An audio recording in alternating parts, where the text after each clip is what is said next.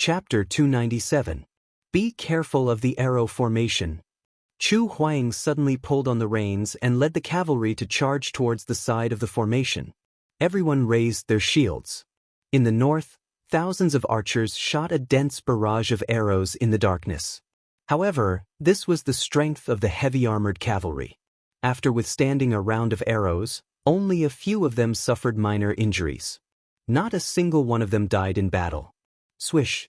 The invisible sharp blade shuttled through the crowd. Under Lin Muyu's control, the demonic noise blade quickly killed more than 10 people. It followed its master like a shadow, but none of the volunteer soldiers could see how this sharp blade killed them. The heaven beast's refined soul kept roaring, and it was breathtaking. The dragon spirit sword flew out with the luster of the golden gourd. With a pop sound, it pierced through multiple heavy shields and rapidly exploded.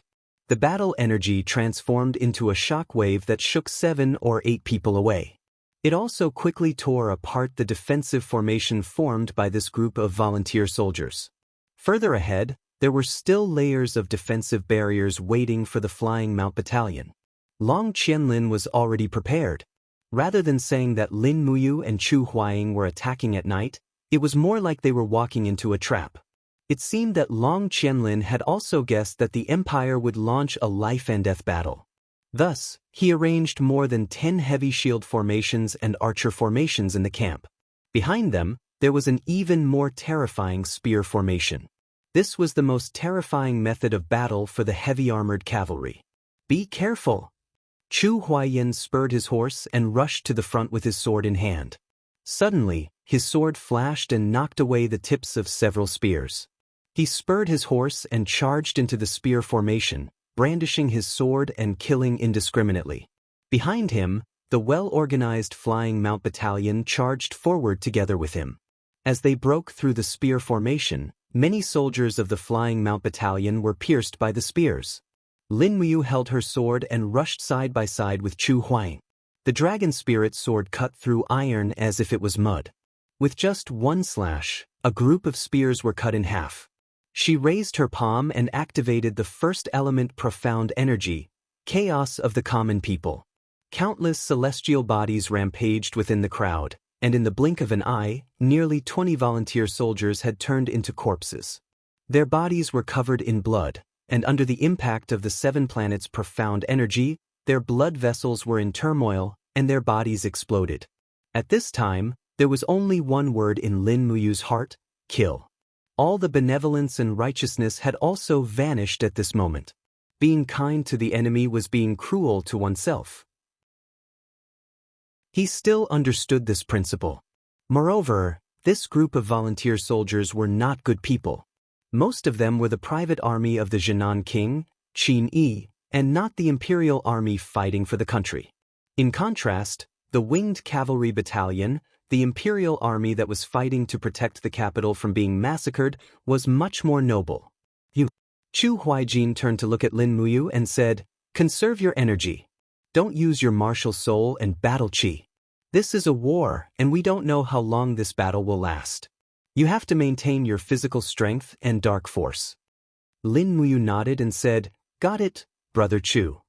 Just as Chu Huaijin had said, the winged cavalry battalion had been killing for a full half an hour, but they still hadn't managed to break through the encirclement.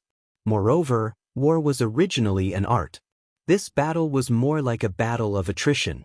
Whoever could last until the end would be the winner. Chu Huaijin was very smart, and he understood the principle of using the least amount of energy to kill the most people. Lin Muyu slowly restrained her true chi and martial soul.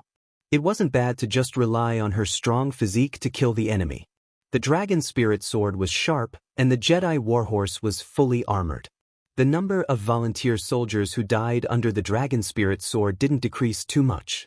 Feng Jixing once said that in war, absolute power wasn't absolute.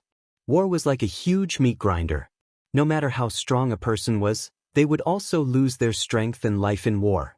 A Heaven Realm expert was equivalent to 100 soldiers. A Sanctuary Realm expert was equivalent to 1,000 soldiers, and a God Realm expert was equivalent to 10,000 soldiers. Once the number of people killed exceeded this number, they would probably be exhausted. What was the difference between a sanctuary or god realm expert who had exhausted his battle chi and a mortal? Under the leadership of Lin Muyu and Chu Huaying, the Flying Mount Battalion charged forward like they were reaping wheat. Countless volunteer soldiers had already died under the iron hooves of the Flying Mount Battalion, but it seemed as though there was no end to these volunteer soldiers. More and more torches were gathering in the distance. It was obvious that the Flying Mount Battalion had attracted the attention of the volunteer soldiers, and they had started to increase their numbers. "Commander!" A winged cavalry battalion's commandant pulled out a bloody spear from a corpse. The spear splashed on his face, but he didn't care. With a pale face, he said, "We can't break through. The volunteer soldiers are constantly increasing their numbers. At least 150,000 soldiers are rushing towards us from all directions. If we don't retreat now, I'm afraid we won't have a chance." Chu Huaijin looked up at the stars in the sky and said, "It's not midnight yet. Continue to charge forward." Lin Muyu remained silent. Behind her, 70 Imperial Guards from the Eagle's Nest camp had also joined the Winged Cavalry Battalion's battle formation. Each of them brandished their weapons and slashed at the volunteer soldiers. However, there were constant stray arrows on both sides, and many of them were already injured. Even Wei Chao's chest was pierced by an arrow, and he was bleeding profusely. Although the Winged Cavalry Battalion had killed many enemies, they had also suffered many casualties. However, this was war. The Winged Cavalry Battalion's mission was to attract more volunteer soldiers to gather here, and then to fight for the best time for the Longdan army camp to burn down the Lingnan rations. As they charged forward, they looked up towards the east. It was completely dark there. Lin Muyu's heart was filled with apprehension. She didn't know if the Longdan army camp had set off. With the level of elites in the Longdan army camp, as long as there were less than 5 volunteer soldiers guarding the granary, she believed that they would be able to successfully attack. Everything depended on Luo Yu and Fengxi. They didn't know how long they had been charging back and forth, but the more they killed, the more volunteer soldiers there were. Lin Muyu's white battle robe was already dyed red with blood, and Chu Huaijin wasn't much worse off. Chu Huaijin's shoulder was even injured. This was the work of a spear thrower. The spear pierced through Chu Huaijin's fragile battle armor and directly injured him. Looking at the stars in the sky and calculating the time, Lin Muyu said, "It's about time, let's break through the encirclement." But Chu Huaijin turned around and charged out with his sword. He shouted, "Turn around." The entire cavalry formation quickly turned around and rushed towards the volunteer soldiers. However, a black shadow quickly attacked them from the sky. It was the spear thrower.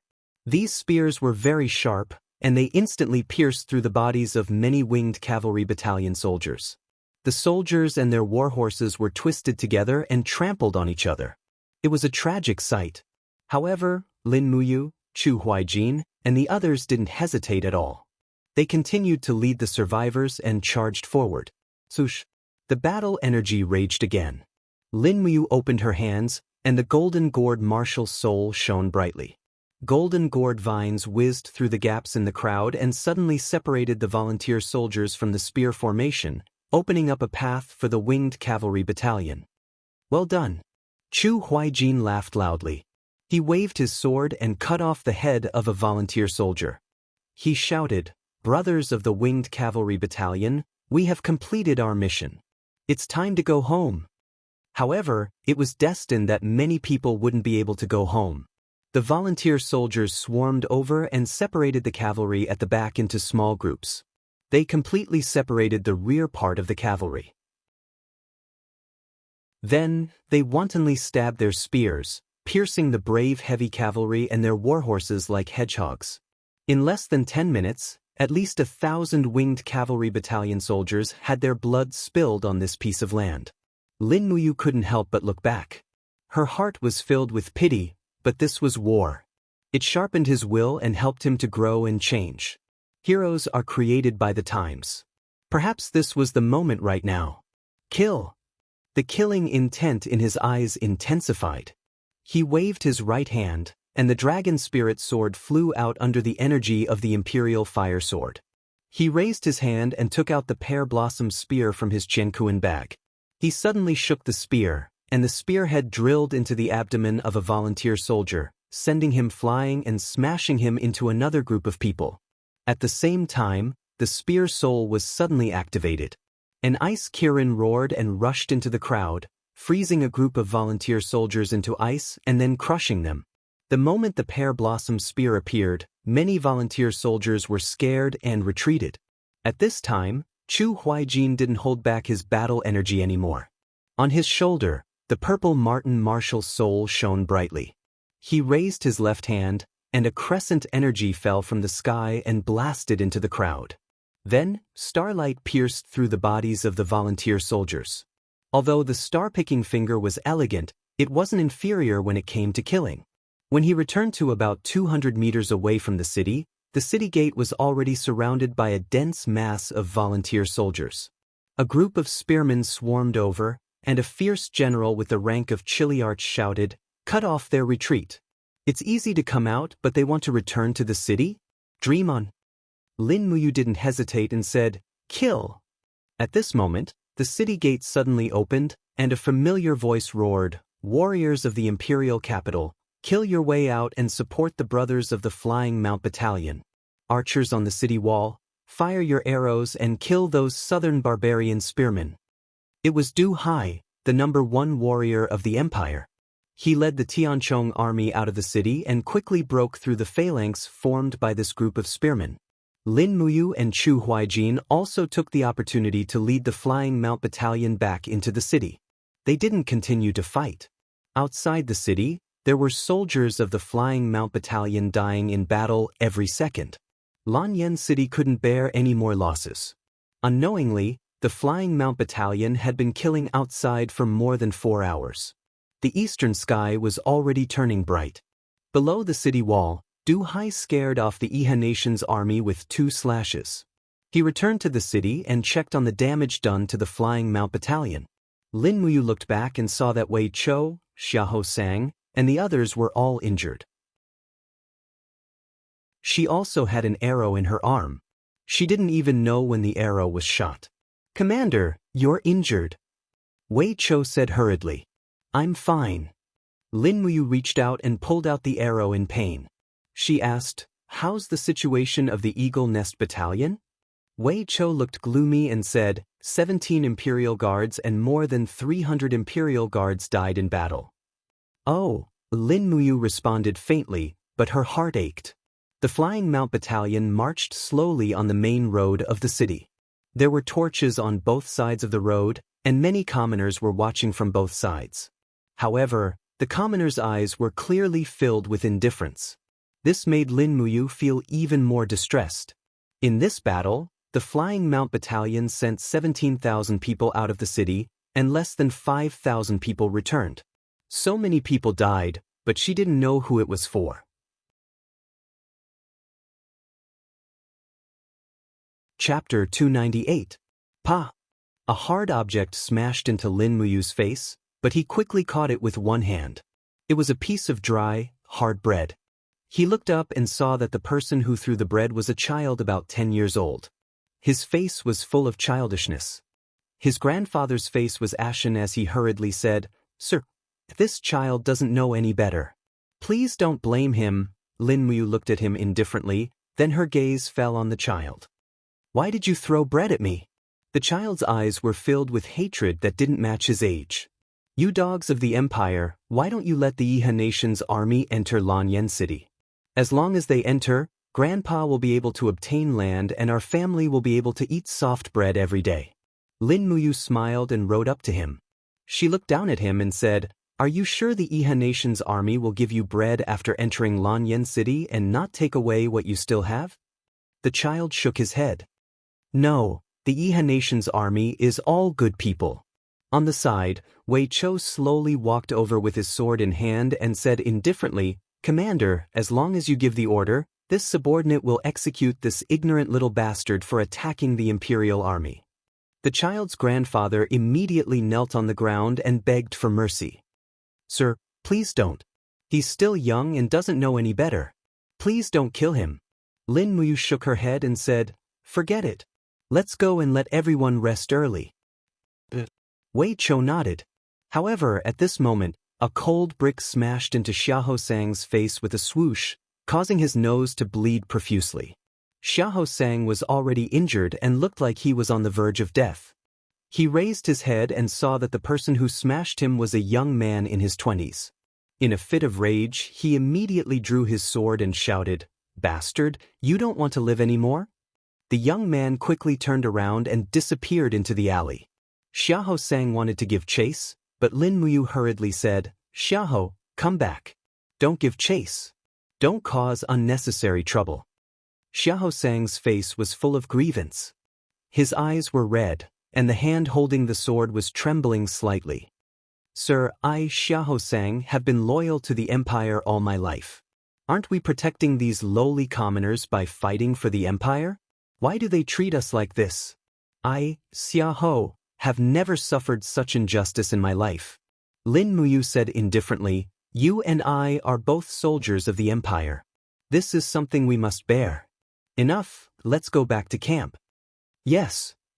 Just as Lin Muyu and the others were about to enter the Eagle Nest Battalion's campsite, a messenger from the Flying Mount Battalion suddenly galloped over and happily said, "Commander Lin, it's a success." "Success? What succeeded? Our plan worked. The Autumn Wind Town in the east is on fire." Lin Muyu hurriedly went straight to the northern city wall. The moment she climbed up the city wall, she saw the eastern fire soaring into the sky. Sure enough, the Autumn Wind Town where the volunteer soldiers were hoarding rations was on fire. It seemed like the people from the Longdan army camp had succeeded.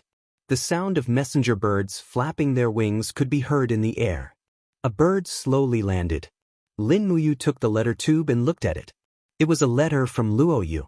"Sir, the mission has been completed. The rations camp in the Autumn Wind Town has been reduced to ashes. They sent 40,000 soldiers to defend it. The Longdan army camp lost 5,000 soldiers and many were injured. Please punish them." Lin Muyu felt distressed and happy at the same time. She replied, "Well done. Continue to guard the Dragon Rocky Mountain and wait for my orders." At this moment, she turned around and saw a group of people walking over. It was Feng Jixing, Zhang Wei, Luo Lai, and the other imperial guards. Feng Jixing looked up and saw Lin Muyu on the city wall. He said loudly, "You, how are you? I heard you were injured?" "It's just a small injury. It's not a big deal." "Brother Feng, what's the situation with the imperial guards?" "They lost 3,000 soldiers. Their main force is not at the east gate." "Oh, that's good." Feng Jixing looked at the dawn in the east and said, "Since the rations camp of the volunteer soldiers has been burned, they won't be able to hold on for long. It's almost dawn. Let's go.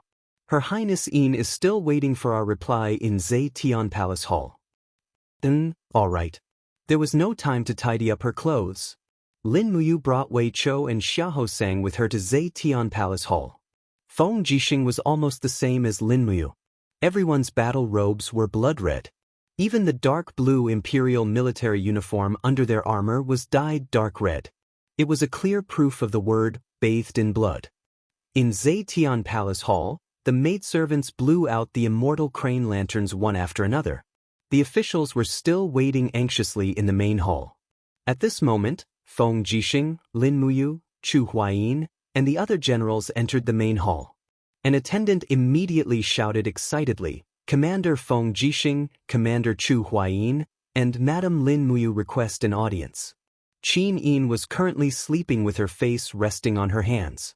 She immediately opened her eyes when she heard this voice and rushed to the imperial steps. She looked at Lin Muyu with pleasant surprise and said, "Brother Yu, did you succeed?" Lin Muyu nodded. "I have already received a letter from the Longdan army camp. The volunteer army's rations and fodder camp have been burned to the ground." "That's great." Qin Yin was overjoyed. However, when her gaze landed on Lin Muyu, her heart ached as if it was being cut by a knife. You're injured?" "It's nothing. It's just a small injury. Everyone is injured." Lin Muyu smiled. Qin Yin was now the master of Lanyan City. She was everyone's highness. Qin Yin belonged to everyone, Not just him, Lin Mu. Although he knew that Qin Yin loved him deeply, he couldn't act recklessly at this time. Otherwise, he would disappoint her. Qin Yin seemed to be aware of Lin Muyu's meaning. A shy smile flashed across her beautiful face as she said, "I know." As she spoke, Qin Yin turned around and walked up the imperial steps. She sat down on the throne and said, "Everyone has worked hard. Commander Feng Jixing is the main contributor in this attack to burn Qin Yi's rations. Commander Chu Huayin and Brother Yu are the secondary contributors. After the battle is over, there will be great rewards. All right, is there any news from Qihai City and Muyu City?" Du Hai gritted his teeth and said, "There's news from Muyu City." Duke Yun replied and informed us that there was another heavy snowfall after spring in Yunzhong province. Moreover, it lasted for 5 days. The heavy snowfall has blocked the Yunzhong ancient road. Even though Duke Yun has gathered 200,000 troops, he is unable to come over. Hence, Your Highness must hold on. Once the Muyu City army has cleared the snow, they will naturally send reinforcements. 5 days of heavy snowfall can delay the journey of 200,000 troops? The veins on Feng Jixing's handsome face popped. He said, "Excuses. This is simply an excuse. Su Muyun is clearly making up an excuse. He wants to wait until the day our Lanyan city falls before the snow melts." "General Feng, please watch your words." Minister Luo Xing sneered. "Duke Yun is Your Highness' maternal grandfather. He will not sit and watch Lanyan city fall. Don't you understand such simple logic?" Feng Jixing laughed. "I only know how to use troops. I don't know the ways of the world. Please enlighten me, Lord Luo Xing." Luo Xing snorted coldly and did not speak again. Qin Yin continued to ask, "Is there any news from Qihai City? It has been so many days. Xiao Yin should have reached Qihai City long ago, right? Huh? Is there no news at all?" Du Hai cupped his fists and said, "Your Highness, Qihai City lost 60,000 troops at Demon Subduing Pass because Wuxia underestimated the enemy. Their strength is greatly weakened. Perhaps Duke Lan is still angry and is unwilling to send troops? This general thinks that Your Highness should write another letter to explain the current crisis of Lanyan City. I believe that Duke Lan will definitely send troops." Qin Yi nodded. "All right, I understand." At this moment, a middle-aged general suddenly rushed into the hall. It was the commander of the city patrol. He cupped his fists and said, "Your Highness, something bad has happened. There is a large hole in the east wall. The Iha nation's army is attacking." "What?" Qin Yin stood up abruptly and said, "How many people have attacked?" "About 2,000, and they are still increasing. However, the Imperial Guards have already gone to stop them." "I understand." Qin Yin waved her hand and said, "Send more reinforcements. We must drive all the volunteer soldiers out of Lanyan City. Also, repair the wall immediately. It must be done within a day. Otherwise, don't come to see me." "Yes, Your Highness." The commander of the city patrol walked out of the hall with a pale face. Chu Huaijin cupped his fists and said, "Your Highness, this general will lead the Flying Mount Battalion to intercept the volunteer soldiers who have entered the city." "Commander Chu, you have worked hard. Go." "Yes." Feng Jixing watched Chu Huaijin's back as he left. He looked up at Qin Yin and said, "Your Highness, the Iha nation's catapults are very powerful. The 4 walls of Lanyan City have been seriously damaged. I'm afraid they won't be able to hold on for long." I know. Qin Yin stared blankly into the distance and murmured, "There's no news from Seven Seas City and Sunset Rain City. We can only do our best and leave the rest to fate. Let's just let Lanyan City hold on for as long as we can." "Yes, Your Highness." At this moment, a general suddenly crawled into the hall, covered in blood. He was in a sorry state. There were even tears in his eyes. The tears flowed down and mixed with the blood on his face.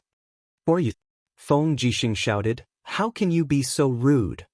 The general wiped the tears in his eyes and said, "I am Zhang Zhong, the commander of the Imperial Guard's Iron Foot Battalion." "Commander, don't you recognize me?" "General Zhang Zhong?" Feng Jixing couldn't help but laugh. "How did you end up like this?" The warriors of the Imperial Guards are all warriors of the Qin clan. We are calm and unruffled. You don't look like you are calm and unruffled at all. Zhang Zhong bawled and fished out a blood-stained letter from his chest. He said, I risked my life to snatch an empire's messenger bird from the chaotic army. I obtained this letter from His Majesty.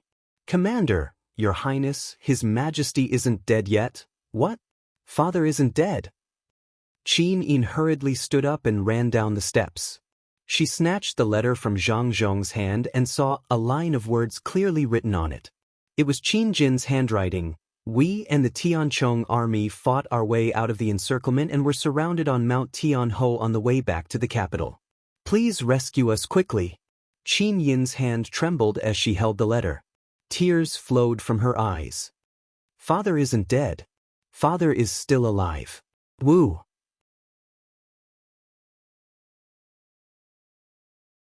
Chapter 299. Tianming Mountain. Tianming Mountain. Feng Jixing held the letter in his hand and said with a frown, Heaven's Edge Mountain is a lone peak. Once it is surrounded, it will be impossible to descend.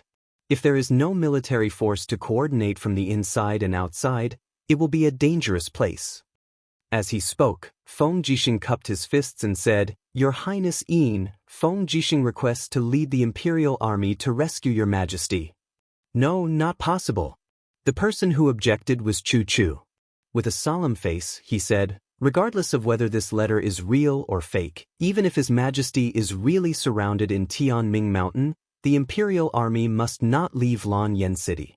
Lanyan City only has this amount of military force. Once the Imperial Army leaves, there will only be 40 to 50,000 men and horses. How can they stop the Iha country's 300,000 troops? Feng Jixing looked up at Chu Chu and said, Chu, His Majesty is the ruler of this world. As officials, how can we not save him? Taking 10,000 steps back, His Majesty is Xiao Yin's father and treats us like nephews. Do you think that we should not rescue His Majesty? Lin Mu was silent for a few seconds and said, We should rescue. How about this? I will order the Longdan army camp to rescue His Majesty and the Imperial Army will continue to stay in Lanyan City. What does Big Brother Feng think? Feng Jixing's face was a little pale and he did not speak. Lin Mu saw through his thoughts. Big Brother Feng is? You do not trust the Longdan army camp? Feng Jixing held the beheading wind blade and his eyes were filled with determination. This time, His Majesty must not have any accidents. I have made up my mind. Feng Jixing will lead the 30,000 Imperial Army to break out of the encirclement and rescue His Majesty at Tianming Mountain. Requesting for Your Highness Yin's permission. Qin Yi nodded, and permission granted. Her heart was concerned about Qin Jin's life and death and was more determined than Feng Jixing. Lin Muyu sighed and did not say anything else. She only said, In that case, I will lead the Eagle Nest camp to clear the way for Brother Feng. No. Feng Jixing shook his head and said, You can't stay in Lanyan City. But you have to go to Dragon Rocky Mountain, personally command the Longdan army camp, and fight your way back to Lanyan City. Only then can the Longdan army camp be stationed in Lanyan City. Feng Jixing looked at him deeply and said, Big Brother Feng will protect His Majesty, and you will protect Xiao Yin, okay? No matter which one of us survives, we must continue on this path. Lin Muyu felt a lump in her throat. She couldn't help but turn her face away and say, Lin Muyu will obey your orders. Feng Jixing patted his shoulder and squeezed out an ugly smile on his blood-stained face. We'll leave in 2 hours. Can you accompany Xiao Yin well during this time? Yes. Lin Muyu's heart sank. She knew what Feng Jixing meant. It was easier said than done to fight their way out of the encirclement and then fight their way back. This was a path that was accompanied by death. Whether they could come back or not depended on the will of the heavens. Qin Yin stood up and took Lin Muyu's hand. Let's go take a look at Father's kitchen? Yes. The two entered the rear hall. The attendants did not follow them, but they all stayed where they were with mournful expressions. Everyone could feel that Seven Seas City and Muyu City had refused to send troops. This might be the last few days of the Empire's existence on the continent. In the rear hall, All the kitchen utensils that Qin Jin had used were placed neatly. Qin Yin pulled Lin Muyu's hand to the window sill of the side hall. Under the window was a polished bronze mirror. Qin Yin slowly sat down and picked up a comb. She said with a smile, "Big brother Yu, can you comb Xiao Yin's hair? In the past, it was father who combed my hair." Lin Muyu felt a little bitter in her heart. She took the comb and gently removed the golden princess crown from Qin Yin's hair and placed it to the side. Instantly, Qin Yin's beautiful hair fell down. Lin Muyu gently stroked her long hair, combing it over and over again. She raised her head and looked at Qin Yin's beautiful face in the mirror. Qin Yin was also looking at her. Qin Yin looked at the mirror and did not say a word. Tears flowed down her face. "Don't cry. Everything will get better," Lin Muyu murmured. Qin Yin held Lin Muyu's hand and buried her face in his chest. She cried, "No, this country has really collapsed. Just like the name of the continent, the 9 cauldrons have been destroyed. There is no longer an imperial family." Lin Muyu calmly caressed the side of Qin Yin's face and said, "Xiao Yin, don't cry. Xiao Yin, don't cry." Qin Yin cried even more fiercely. She turned around and hugged Lin Muyu. Her voice trembled as she said, "I don't want the empire, but I want this family. I want father to come back. I want brother Yu to be by my side. Why do I have to bear all of this?" Lin Muyu smiled slightly. "Xiao Yin, it's okay. Father and I will come back." "No," Qin Yin bit her red lips and tears filled her eyes. "I have been having the same dream every night. In the dream, father told me that I must be strong and live on. I know. Father might really be gone, but I must make Feng Jixing go to Tianming Mountain. Brother Yu, forgive me, forgive Xiao Yin for being stubborn this time. Yes, I know." Lin Muyu's body trembled slightly. A piercing pain came from the wound on his arm. He lowered his head to look at Qin Yin and said, "Everything will be fine. Xiao Yin, wipe away your tears. I haven't finished combing your hair." Qin Yin sobbed softly. She looked at herself and Lin Muyu in the mirror. It was like a big brother was dressing his little sister and waiting for her to get married.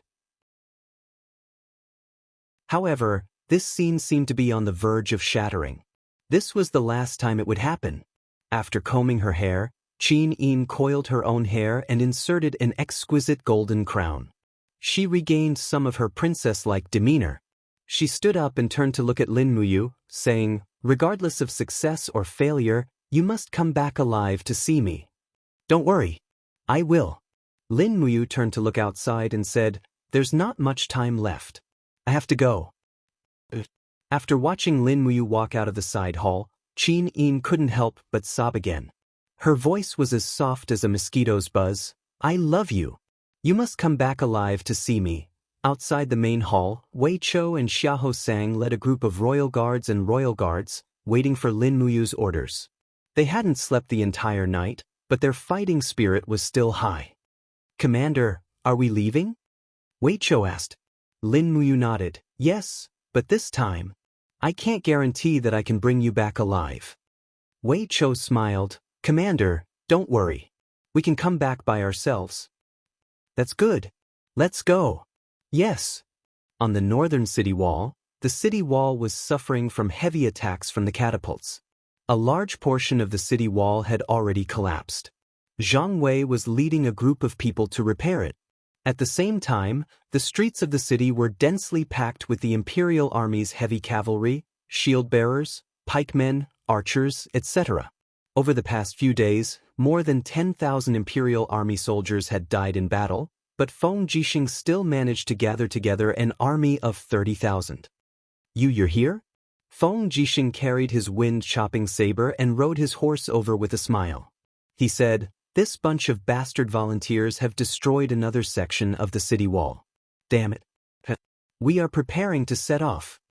Lin Muyu looked at the sparse guards in the city and said, "Brother Feng, leave Zhang Wei and 1,000 imperial guards here. I'm worried that the city will really fall, and Xiao Yin will have too few people by her side." All right." Feng Jixing turned and said, "Zhang Wei, lead the brothers of the 1st Battalion to stay and defend the city." Zhang Wei cupped his fists. "Yes, Commander." "Open the gates." The The iron gates slowly opened, and 30,000 Imperial guards welcomed the rain of spears and swords as they charged towards the densely packed volunteers outside the city. Facing an opponent several times their size, not a single one of them revealed a trace of fear. At this time, Qihai City. In the depths of the Duke's mansion, in an exquisite and elegant courtyard room, a bang sound was heard as a hole was punched through the door. Tang Xiaoxi's beautiful face appeared behind the hole and said, "Let me out, Grandpa, you can't do this." Tang Lan leaned on her walking stick and turned shakily to look at Tang Xiaoxi, saying, "Xiaoxi, why can't you understand grandfather's painstaking efforts?" "What painstaking efforts?" Tang Xiaoxi said angrily, "You're obviously greedy for life and afraid of death.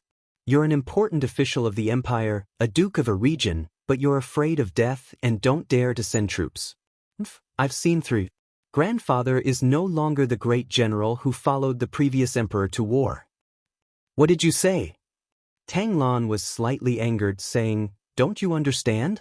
This is a brotherly dispute between Qin Jin and Qin Yi. It's best for our Qihai city not to get involved. Besides, Qin Jin's godson, Lin Muyu, killed your older brother, Tang Bin. I will never forget this grudge. You should also remember that Lin Muyu is an enemy of the Tang family. We shouldn't save him. He killed my cousin in order to save me. How many times do I have to tell you before you understand?" Tang Xiaoxi looked at him with teary eyes and said, "Grandfather, I don't care about your concealing techniques. Xiaoxi only knows that Xiao Yin and Mu are the most important people to me. I can't lose them. If grandfather doesn't save them, Xiaoxi will go myself." "You're crazy, Xiaoxi," a middle-aged man berated. "Is this how you talk to your grandfather?" "Second uncle, you're just a coward who's afraid of death." Tang Xiaoxi suddenly laughed and said while crying, "The imperial capital is surrounded. The imperial guards and the Flying Mount Battalion are fighting to the death. They only have tens of thousands of people. Our Qihai city has close to 200,000 soldiers, but we're just watching from the sidelines. Is Qihai City still a city of the Qin Empire? If you guys aren't going, Tang Xiaoxi, will go alone." Tang Lan shouted, "Xiaoxi, are you crazy?" However, at this moment, flames suddenly rose from the small house. Tang Xiaoxi gritted her teeth and spread out 9 dancing flame tails behind her. She said, "You guys can't trap me." Boom. The soul-suppressing seal soared into the sky and destroyed the house. Tang Xiaoxi leaped up and lay on the roof like a beautiful little fox. With a leap, she disappeared from Tang Lan's sight. Heavens, this crazy girl.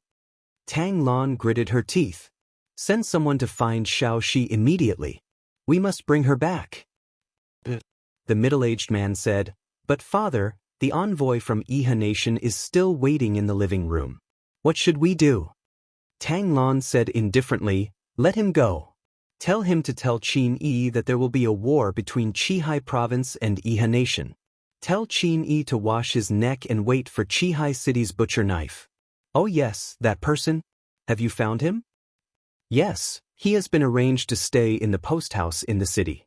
It's a secret for now. Treat him well and don't neglect him. He's a rare exceptional general." "Yes, don't worry, father."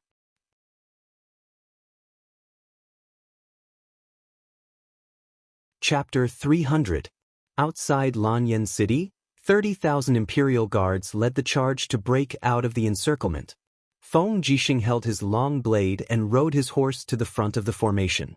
The purple electric flame wolf martial soul was entrenched around him, as though there was no one around.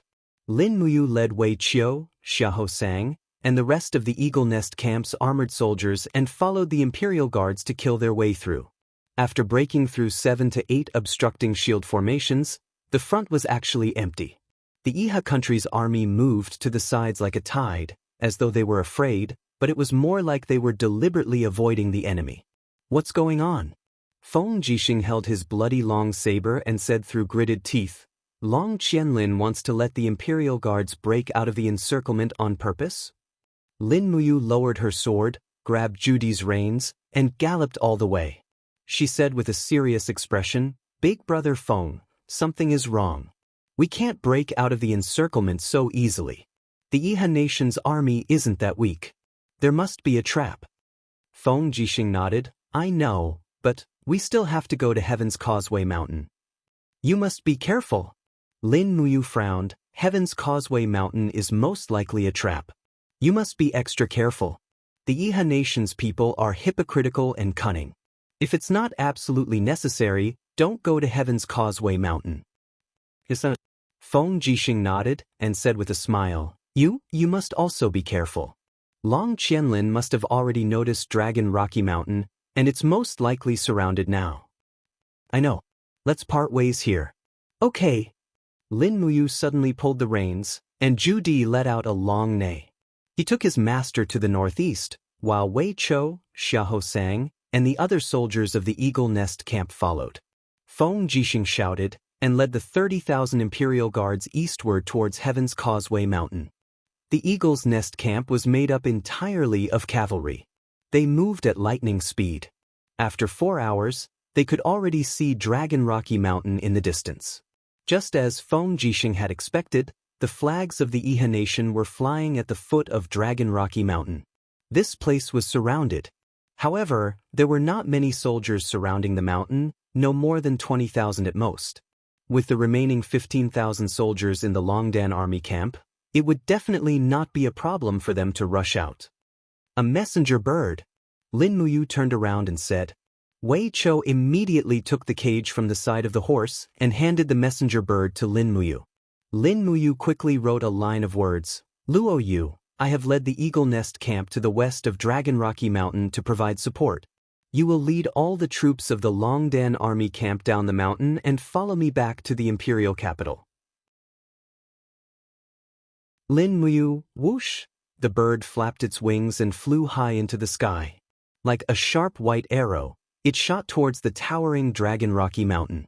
Not long after, the sound of drums on the mountain did not stop. Countless flags of the Longdan army camp could be faintly seen flying in the air. There were also some families' purple flower flags among them. It seemed that Luo Yu had already regarded the Longdan army camp as one of the many armies of the empire. They are charging down the mountain, Xiahou Sang said with a slightly excited smile. Lin Muyu nodded. Let's go, we will charge in from the periphery. We will coordinate from the inside and the outside to welcome the Longdan army camp down the mountain. After returning the dragon spirit sword to its sheath, Lin Muyu directly held the pear blossom spear and charged forward. Under the tactics of cavalry, the spear was naturally more lethal. As the saying went, an inch longer was an inch stronger.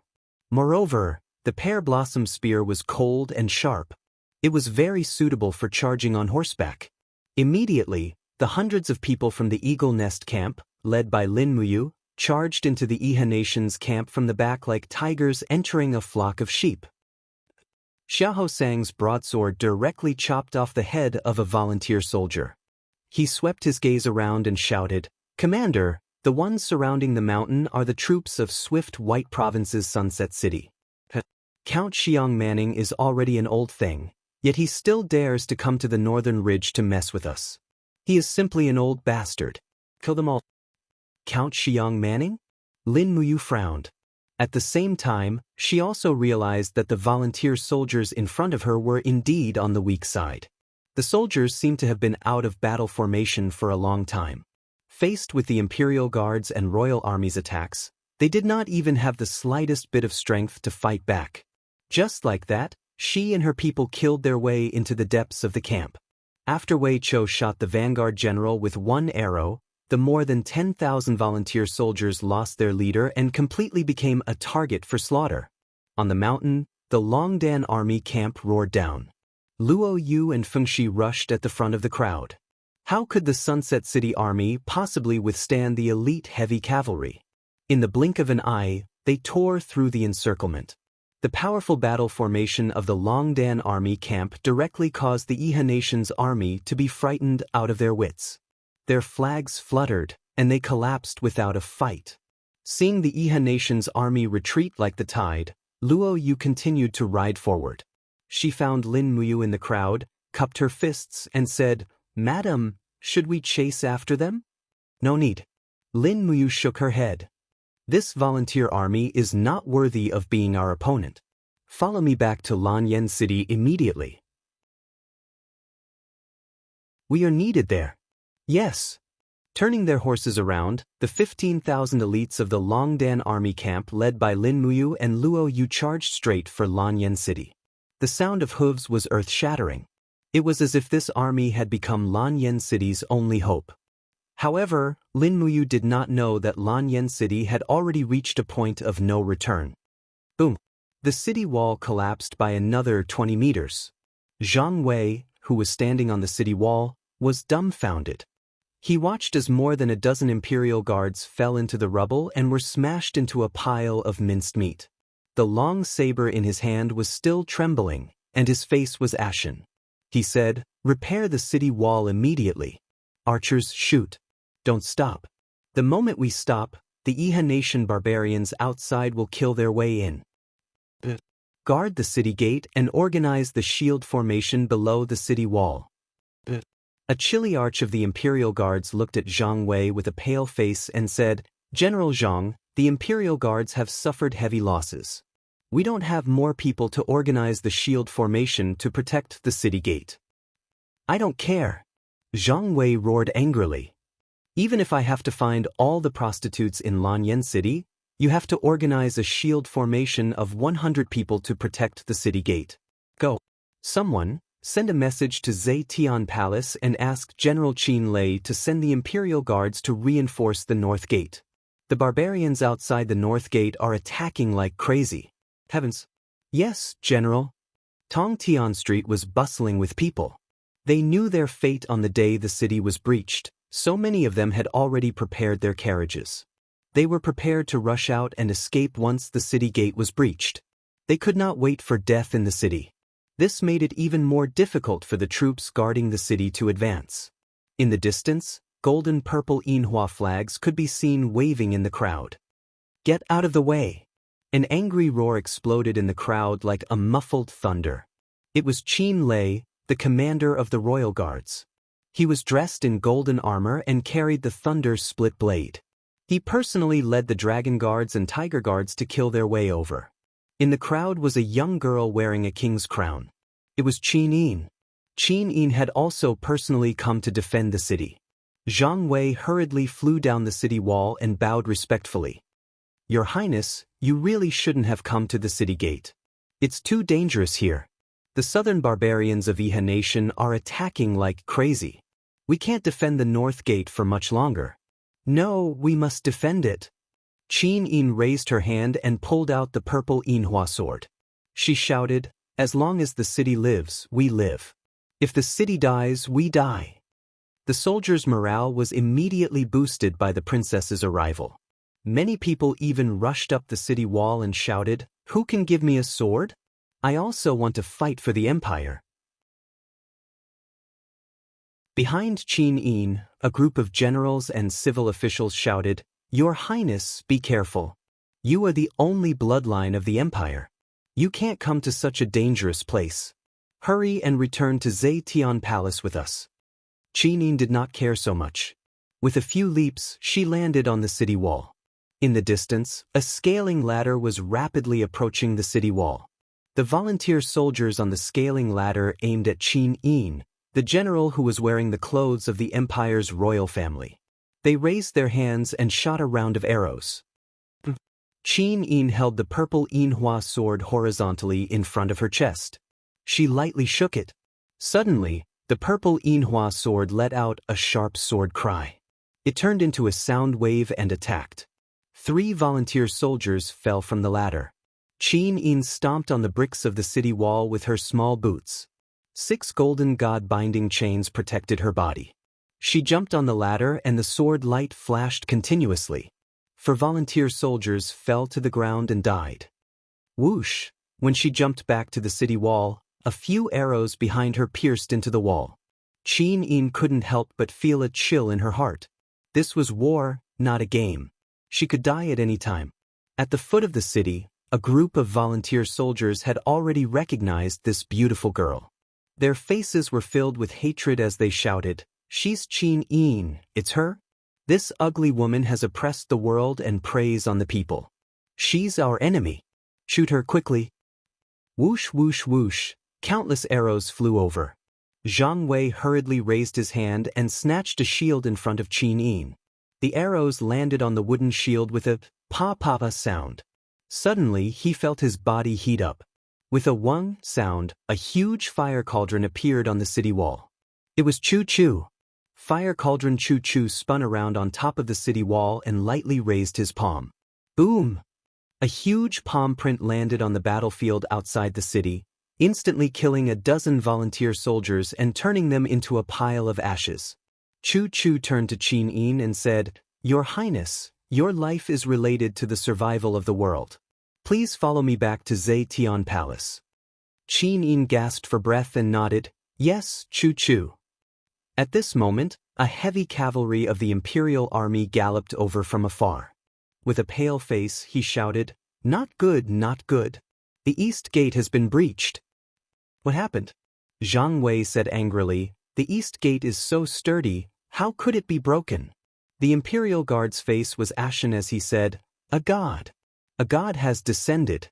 With just one palm, he shattered the entire east gate. "Oh my god, a god." Zhang Wei felt a chill in his heart.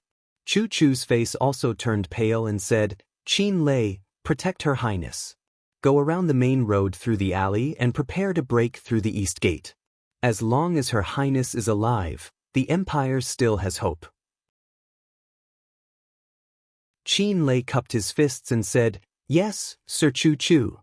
Chu-Chu looked at the generals in the crowd and said, "Commander Chu Huaying, lead the Flying Mount Battalion out of the city to face Long Qianlin's main force. Only by delaying his main force outside the North Gate can Her Highness have a chance of breaking through." Chu Huaying cupped his fists and looked at Chu-Chu. His eyes were filled with determination. "Even if we die in battle, we will definitely delay Long Qianlin." Chu-Chu gave him a deep look. He felt a little bitter in his heart. After a few seconds, he said, "You are the pride of the Empire."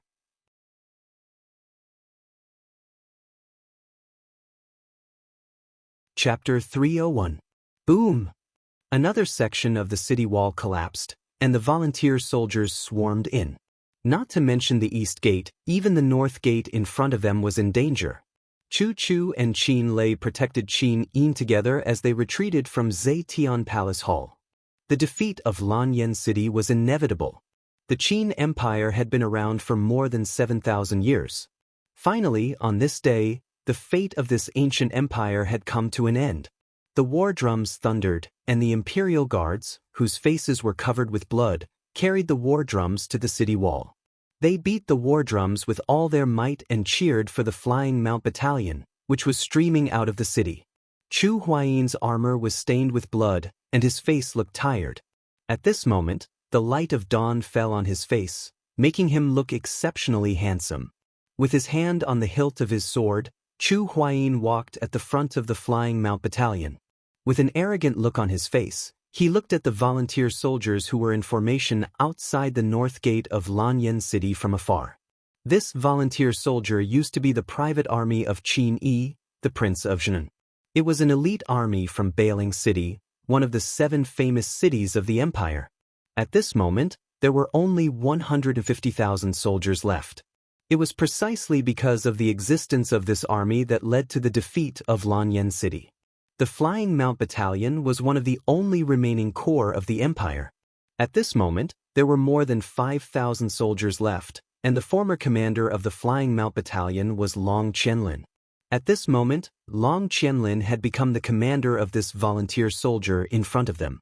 History repeated itself again and again, just like a reincarnation. Long Qianlin knew the art of battle formations very well, so he only sent 1/3 of the troops. 50,000 soldiers lined up on the plain, and all of them were armed with spears and shields. They formed 7 circular battle formations, surrounding and protecting each other. Their spears pierced through the gaps between the shields. This was a battle tactic specially created to deal with cavalry. Among the crowd, Long Qianlin spurred his horse forward. With a slightly proud expression on his face, he cupped his fists and said, "Commander Chu Huayin, You are one of the 4 heroes of Lanyan, and also Lin Muyu's brother. Qian Lin pays his respects to you. If Commander Chu is willing to surrender, with your ability, Prince Shinan will at least give you the title of Earl or Marquis. Why do you need to risk your life for the decadent and heartless empire? Chu Huairan slowly unsheathed his sharp sword and said calmly, I have to bear the burdens of the ruler. His Majesty Qin Jin has bestowed me with great honor. Today I, Chu Huairan, will use my life to protect his daughter, as well as the 5 million citizens of Lanyan City behind me. Long Qianlin sneered, bring it on then. Chu Huaiyan turned his horse around and looked at the flying mount battalion behind him. He said loudly, I know that all of you used to be in the army of 5 Valleys City and also Long Qianlin's army. But today, all of you are soldiers of the empire. It is a soldier's duty to protect the country. For the sake of the 5 million people of Lanyan City behind you, charge forward with me. Even if our corpses are buried in the ground, the soil under our feet will remember us. The mountains and rivers will remember us. The cavalrymen of the Flying Mount Battalion raised their weapons. Their faces were filled with hatred and anger. The sound of hooves gradually became more intense. The 5,000 cavalrymen were like a sharp blade that collided with the shield formation. In an instant, blood and flesh were all over the place. The first rays of the morning sun shone on Chu Huairan's face, but the cloak behind him fluttered. It was as if he was flying higher and higher, just like his dream. Yao, the moment Chu Huairan's sword tore apart the neck of a volunteer soldier, he laughed.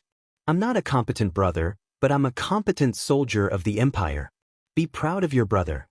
Outside the main battlefield, groups of volunteer soldiers had already killed their way into the city from the east and north gates.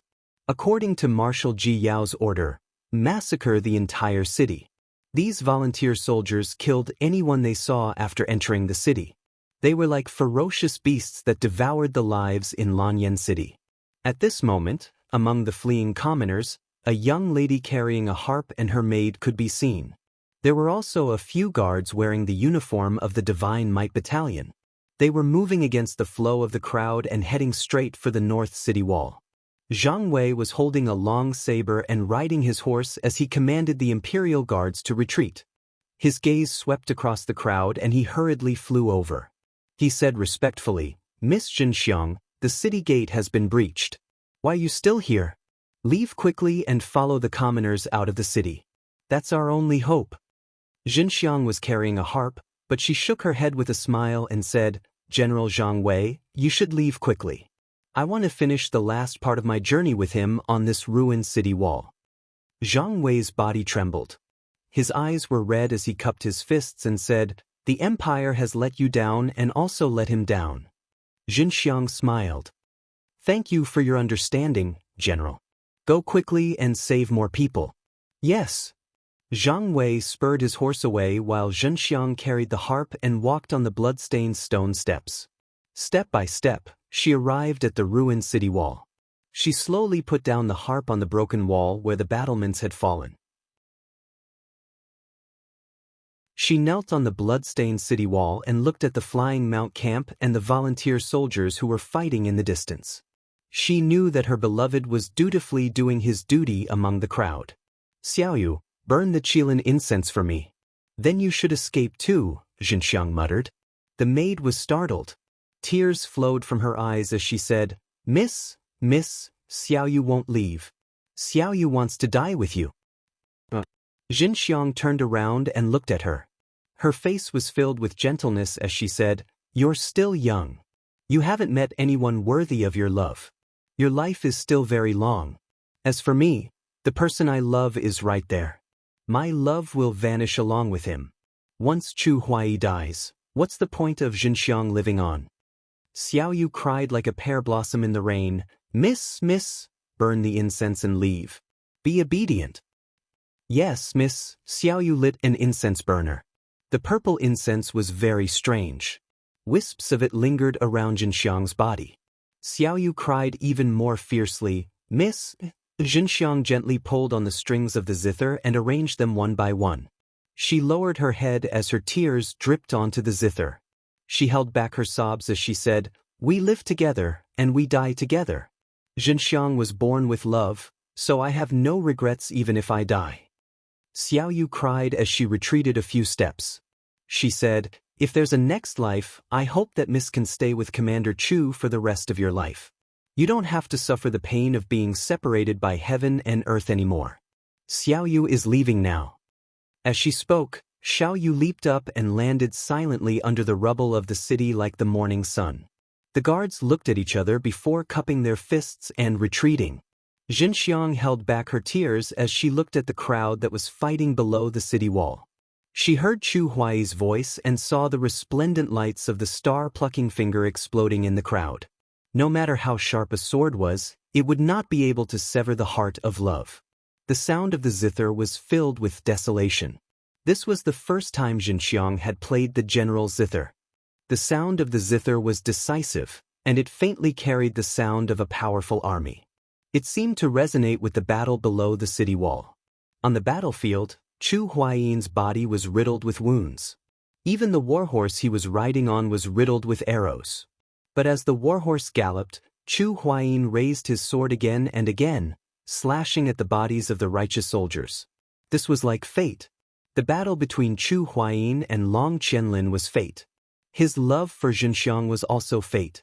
The melody on her fingertips trembled continuously. Xianxia looked at the person she deeply loved from afar, and her face became increasingly pale. Blood flowed out from her nostrils and the corner of her mouth. The sound of the zither also seemed to weaken due to the passing of life. She forcefully opened her eyes, wanting to take one more look at Chu Huai, but her vision became increasingly blurry. Chu Huai roared angrily in the crowd. It sounded like the mournful cry of a dying beast. There weren't many soldiers from the Flying Mount Battalion around him anymore. The Flying Mount Battalion had already become history, just like Chu Huai. Bang! The glow of battle energy surged as Chu Huai's star-plucking finger exploded once again, turning a group of righteous soldiers into a pile of flesh and blood. However, at the same time, a sharp arrow pierced into his chest. Chu Huai howled in pain as he gripped the reins tightly. However, the warhorse that was riddled with wounds had also reached the end of its life, and it slowly knelt down. Chu Huai struggled to pick up his long sword. He looked towards the city wall and saw a familiar figure slowly lying on the zither. Blood flowed down his forehead and into his eyes. This brave and invincible commander of the empire howled in pain as his tears mixed with the blood. He wanted to look again, but he could no longer see anything. He could only swing his sword and slash at the crowd. Spears pierced Chu Huai's body one after another, but he didn't seem to feel any pain. He waved his long sword crazily, causing heads to fly off. The group of righteous soldiers were so shocked that they retreated one after another. No one dared to move forward anymore. This commander, who was famous for his talent and was one of the 4 heroes of Lanyan, was like a mad beast. The righteous soldiers formed a circle around Chu Huai, but no one dared to attack him. Chu Huai's body was pressed against the spears as he knelt there. His tears and blood continuously splashed onto the yellow soil.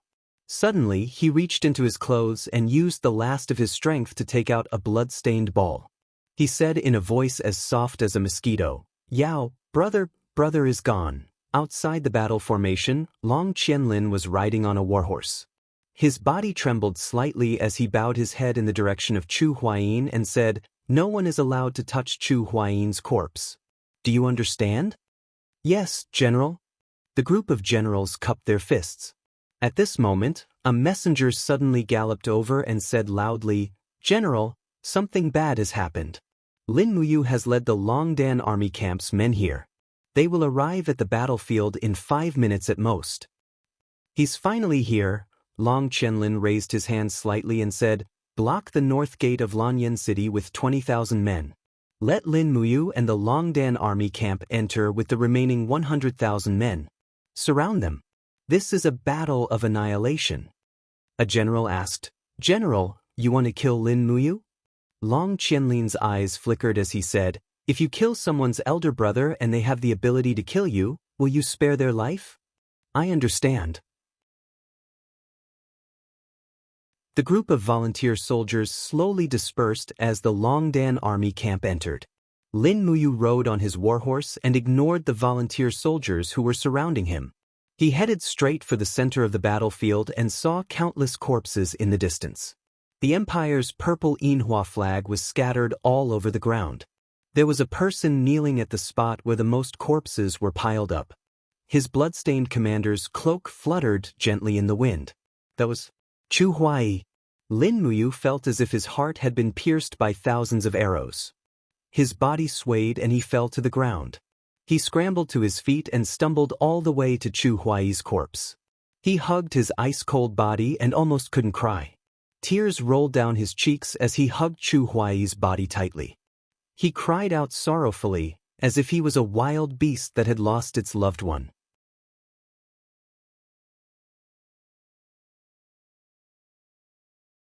Chapter 302. Plop. The exquisite ball, which was covered in blood, fell to the ground. Lin Muyu looked at it, and his heart felt like it was being stabbed by a knife. He gently picked up the exquisite ball and stuffed it into his clothes. He raised his hand and tore off his holy temple cloak, instantly tearing it into strips. He mounted his horse and tied Chu Huayi's corpse behind him. Tears flowed down his cheeks as he pulled out the pear-blossom spear that was stabbed into the side of his horse. He muttered, "Revenge!" Luo Yu, Wei Chou, and the others pulled out their weapons one after another. Their faces were filled with anger and hatred as they shouted, "Revenge! Revenge!" At this time, Long Qianlin had already finished setting up the battle formation. The Yihe nation's army was all around them. Long Qianlin had 150,000 elite soldiers, and 10,000 of them had been killed by Chu Huayin. There were still 140,000 of them left. His military strength was definitely above that of the Longdan army camp.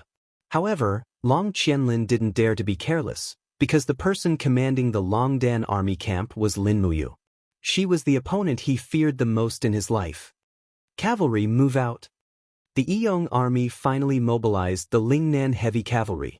About 30,000 of them slowly moved out of the formation, facing off with the Flying Geese formation. They were ready to attack at any time. Luo Yu raised her spear high and shouted, "Regroup the front line, cone formation." Long Qianlin was too arrogant. He actually wanted to use the Flying Geese formation to take over the Longdan army camp. However, it wasn't going to be that easy. Everyone in the Longdan army camp was equipped with shields and armor. It wasn't going to be that easy to take them down. Charge! Lin Muyu acted as the sharp blade of the cone formation. She patted her horse and galloped forward. The sound of the horse's hooves could be heard behind her as she charged towards the opponent's Flying Geese formation.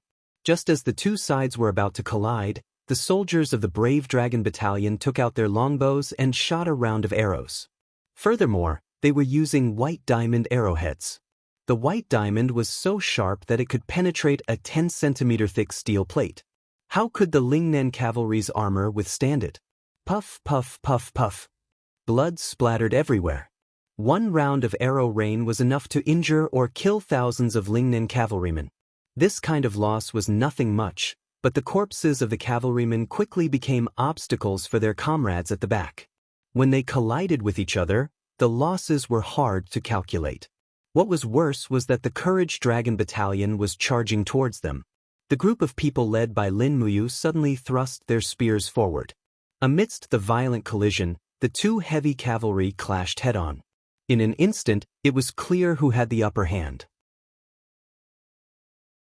Lin Muyu's expensive equipment showed her advantage. She killed the Lingnan cavalry with a single charge. After nearly 20 minutes of charging, both sides changed their positions and regrouped their formation. They were ready to attack again. However, the Lingnan cavalry had lost almost 5,000 men. On the other hand, the Longdan army camp had lost less than 1,000 men. Bastard! Long Qianlin clenched his fist and said coldly, "What kind of arrowhead is that? It can actually pierce through our steel shields." Lin Muyu is just too terrifying. A military officer cupped his fist and said, "General, do you want me to send someone to fetch an arrowhead for us to take a look?" "There's no need. Don't disturb the battlefield." He hesitated for a moment and said, But our heavy cavalry is clearly not a match for the Longdan army camp. If we continue to fight them head-on, I'm afraid we'll suffer a great loss. Long Qianlin raised his eyebrows and said, if we can use 30,000 heavy cavalry to exchange for the 10,000 Longdan army camp, then this deal will be too profitable. Yes. However, everything was not as Long Qianlin had imagined. After fighting for more than 2 hours, only a few of Lingnan's 30,000 heavy cavalry were left. At most, there were only 2,000 injured soldiers left. However, there were still more than 8,000 people from the Longdan army camp standing proudly on the battlefield. Lin Muyu, Wei Chou, Luo Yu and the rest were already covered in blood. No one knew how many people they had killed. They only knew that their comrades were decreasing one by one.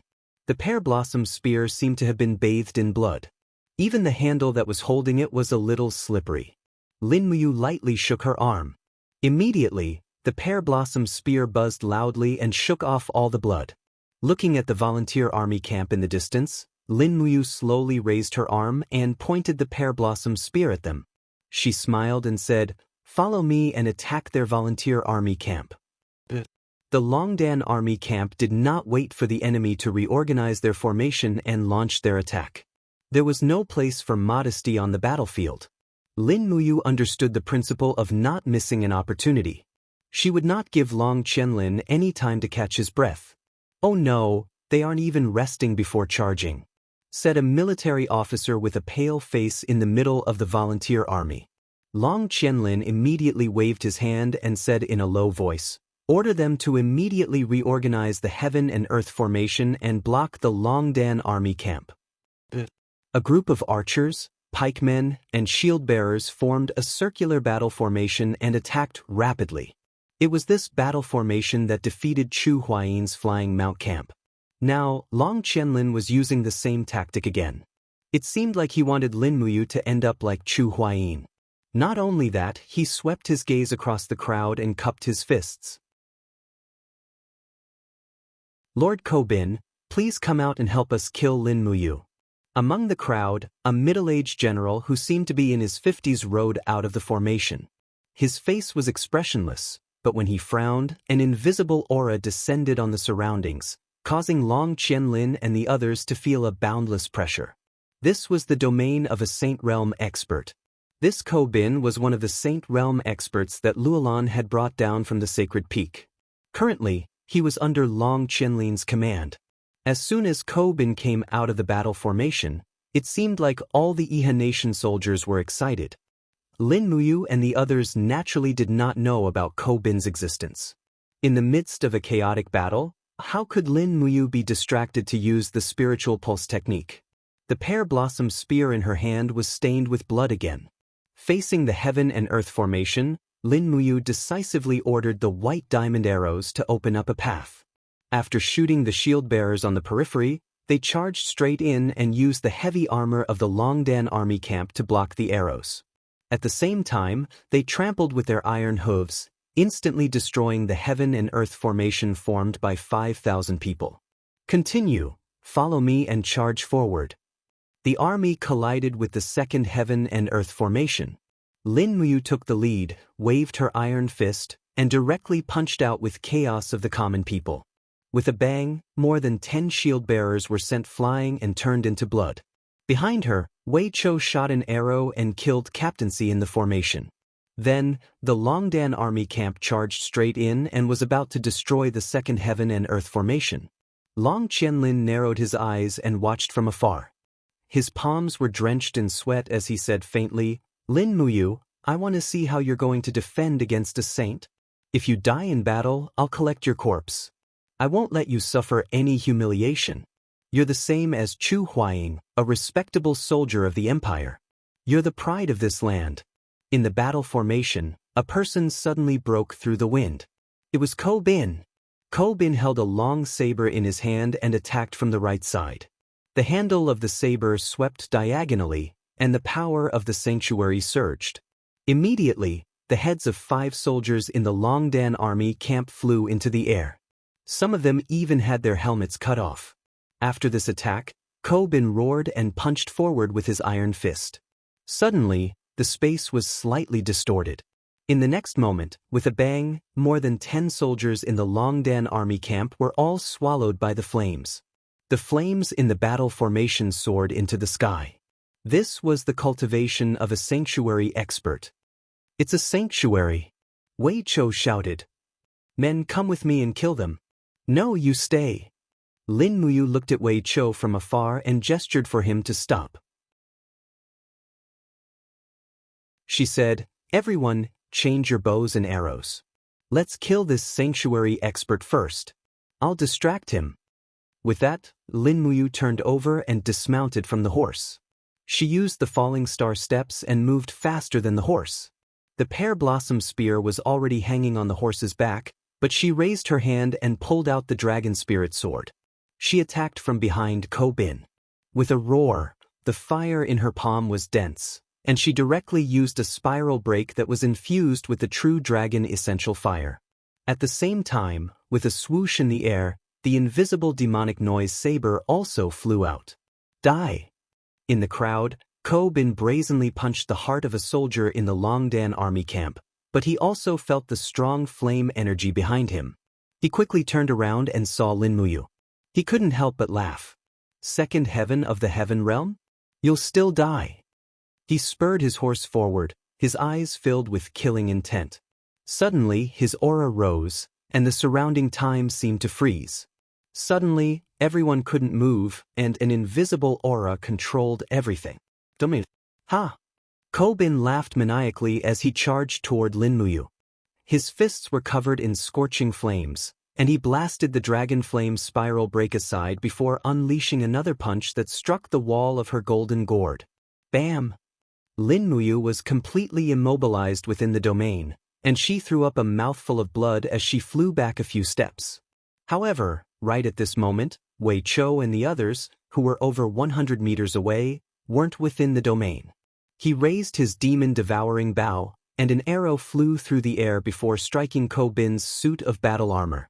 The arrow penetrated about 3 centimeters into the suit of battle armor, and Ko Bin hurriedly stumbled back a few steps with an astonished expression on his face. How is this possible?" His aura was thrown into disarray, and his domain also disappeared. Lin Muyu spun around and landed firmly on the ground. Her battle boots shone with a golden light as she stomped on the ground. Swoosh, swoosh, swoosh, swoosh, golden gourd vines rose from the ground and bound Ko Bin tightly, not giving him any chance to break free from the gourd vines. Xiahou Sang, Luo Yu, and the rest all took out their bows and arrows and released them. In an instant, Ko Bin had turned into a porcupine. Crack! An invisible demonic noise saber flew through the air, slicing through Ko Bin's head as well as the gourd vines. A Saint Domain powerful being had just died in the midst of a chaotic battle, and that seemed to further reinforce the saying that 2 fists were no match for 4 hands, let alone the elite Longdan army camp. Ko Bin had underestimated his opponent far too much. After getting onto her steed, Lin Muyu's expression became even more resentful as she yelled, "Continue to charge!" The morale of the Iha Nation soldiers was also shaken by Ko Bin's death. Long Qianlin was completely flabbergasted, and he couldn't help but mutter, "How is this possible?" "Great General, should we retreat our command camp?" one of the generals suggested. Long Qianlin gritted his teeth in response. "No, switch from defense to offense. Gather our forces and hold off the Longdan army camp."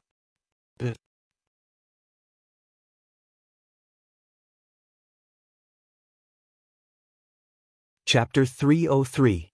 Mount Heaven's Causeway was a solitary peak that towered between heaven and earth. When Feng Jixing arrived at Mount Heaven's Causeway with 30,000 Imperial Guards, there was no trace of the Imperial flag.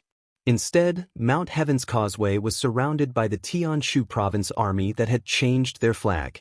80,000 Tianshu soldiers were camped at the foot of Mount Heaven's Causeway, and their leader was Yuqi Tian, the head of the Yuqi family. However, the Tianshu army was no longer wearing the insignia of the empire. Instead, they were wearing the insignia of the Iha nation. Yuqi Tian had committed treason. Tuck, tuck, tuck. It was the envoy of the Tianshu army. He held a white flag in his hand and had an arrogant look on his face. When he arrived in front of the imperial army, he laughed out loud and said, "I, Li Tong, the Heavenly Corps Army Adjunct, pay my respects to the commander of the imperial army, Lord Feng Jixing. You are an outstanding man, so you should understand the meaning of obeying the will of the heavens. The 80,000 soldiers of the Tianshu army have surrendered to the Iha nation. Together with the 50,000 reinforcements from Lingnan, there are 130,000 soldiers waiting for you, Lord Feng Jixing. His Highness, the Southern Guardian King, has said that as long as you are willing to surrender to the Iha nation, he will confer you the title of Northern Guardian King. What do you think, Lord?" Feng Jixing sat on his warhorse with a tired expression. He looked at Li Tong indifferently until he saw that Li Tong was a little ill at ease. "Lord, why are you looking at me like that?" Feng Jixing smiled. "I want to see what a dog's face looks like." Li Tong said angrily, "Feng Jixing, don't think that you're so great just because you're the commander of the Imperial Guards. Let me tell you, the Empire is finished. From now on, it will be the Iha nation's world. You, Feng Jixing, are nothing more than a dog of the Empire. Commander Yu Tian sent me here to negotiate with you because he thinks highly of you, Feng Jixing. Otherwise, my 130,000 soldiers would be able to destroy your mere 30,000. Then let him destroy us." Feng Jixing suddenly pulled out his saber and directly chopped off Li Tong's head. Blood splattered far away, but none of the surrounding Imperial Army generals dodged, allowing the blood to splatter on their bodies. "This way, no one will be able to report back to Yu Tian and have him destroy us," Luo Lai said indifferently. Feng Jixing smiled. "Don't worry. I'm sure that old dog Yu Tian will understand what I mean." "What now?" "His Majesty has been murdered." Feng Jixing murmured, "Let's retreat. Retreat towards the direction of the imperial capital. Retreat as we fight. But I don't know if I can bring you all back to the imperial capital alive." "We will follow the commander without any regrets even if we die," Luo Lai said with a smile. When Feng Jixing and the others turned around to retreat, the sound of war drums could be heard from behind them. The 80,000 soldiers from the Tianshu army had already caught up and were charging over from all directions. Meanwhile, another group of Iha nation's troops appeared in the forest on the side. It was the troops from Lingkong province. Feng Jixing's eyes turned cold as he said, "Don't continue fighting. Cavalry, switch to bows and long-range projectiles. Cover the infantry's retreat." Sounds of killing could be heard from all directions in the forest. In Lanyan City, dust was flying everywhere on the battlefield north of the city, but the battle was nearing its end. The afterglow of the setting sun shone on the battlefield, illuminating the pools of blood. After a whole day of fighting, the Longdan army camp had not been able to charge out of here, but the Iha nation had paid an even heavier price. More than half of the 150,000 elite soldiers under Long Qianlin's command had been killed by the Flying Mount camp and the Longdan army camp in a single day. "Chief General." An old general looked at the unbearable scene on the battlefield and said with a trembling voice, "These Iha nation soldiers are the Lingnan warriors who were raised by His Highness, the Prince of Jinan. Now, 90,000 of our 150,000 soldiers have died in battle. I'm afraid it's not appropriate for us to continue fighting. Otherwise, if His Highness investigates, I'm afraid that Chief General will not be able to absolve himself from the blame. No, we must kill everyone in the Longdan army camp." Long Qianlin looked at the battlefield with an ashen face and said, "There are only slightly more than 1,000 soldiers left in the Longdan army camp. Only by killing them can it be considered a real victory. If we don't get rid of the Longdan army camp today, this troop will definitely be a huge problem for us in the future." The old general gritted his teeth and said, "Chief General, His Highness gave you the military power so that you can fight for the Iha nation. However, you seem to have placed the grudge between you and Lin Muyu in a more important position. If that's the case, I'm afraid I have to consider reporting to His Highness." Long Qianlin narrowed his eyes. The old general continued, "I've also heard that it was Lin Muyu who saved your wife, Hu Xiaoyun, when you were in Five Valley City. I don't know if that's true. Since you're indebted to Lin Muyu, why are you so ruthless, Chief General? Long Qianlin laughed miserably and said, "Do you think that I don't want to let Lin Muyu go? However, do you know what kind of price we'll have to pay once Lin Muyu takes her revenge? I'm afraid it won't be as simple as tens of thousands of people. However, since you've said so, let's drop the matter for today. I don't want a hero like Lin Muyu to die on the battlefield. Men, sound the gongs to retreat and let Lin Muyu enter the city." "Yes, General." The gongs sounded and the Iha nation soldiers under Long Qianlin's command retreated like a receding tide, opening up a path to Lanyan City for the Longdan army camp. Lin Muyu was panting heavily. The fighting energy and physical strength in her body were almost depleted. Even the strength to hold the dragon spirit sword was strained. Beside her, Icatosaurus's red crystal scales were covered in blood. The little fellow was very happy after being released to help in the battle. However, it was so tired that it followed beside Lin Muyu like a reptile. Looking at Lanyan City in the distance, it had already changed. "Xiao Yin," Lin Muyu murmured, but she didn't know if her beloved was still alive. Wei Chou, who was covered in blood, said calmly, "Commander, they're massacring the city." Yes, Lin Muyu could see everything clearly. At this moment, Lanyan City was almost filled with the Iha nation's troops. Under Marshal Ji Yao's Iron Order, the Iha nation's army of more than 200,000 soldiers were massacring the citizens of Lanyan City. There was no resistance, only death and fear. Boom! Another section of the city wall collapsed, and a body fell from the broken wall. A Guqin and a woman were lying among the rubble. Lin Muyu's gaze swept across, and his heart couldn't help but ache. It was Xianxia. He urged his horse forward and carried Xianxia's body.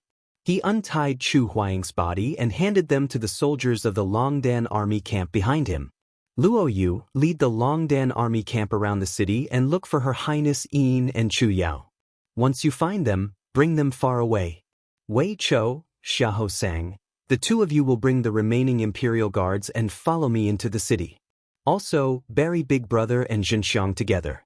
Even if they can't be together in life, at least they can be together in death." "Yes, my lord." There were only slightly more than 1,000 people left in the Longdan army camp. Lin Muyu really didn't want this army that he had raised with his own hands to die in the chaos. At least he wanted to leave a torch for the Longdan army camp and the empire. As night fell, the Longdan army camp disappeared into the night. Lin Muyu, Wei Chou, and Xiahou Sang brought more than a dozen imperial guards into the city. They could only hope that Qin Yin could successfully escape. However, it was easier said than done. The Iha nation had sent countless soldiers and peerless masters to hunt down the empire's crown prince in the city. In the distance, there were howls on Tongtian Street. Countless commoners were banished to the streets. Then, they were killed by a group of brave soldiers carrying broadswords. The screams of young girls could be heard from the rubble on the side. The Iha nation had conquered Lanyan City, so it was inevitable that they would abduct the young women in the city. This seemed to be an unwritten rule. Is this what it means to be benevolent and to treat all living things equally? Wei Chou couldn't help but sneer. He didn't hide the grief and indignation on his face. Lin Muyu led the group into the alley and rushed all the way. They didn't dare to provoke the Iha nation's soldiers.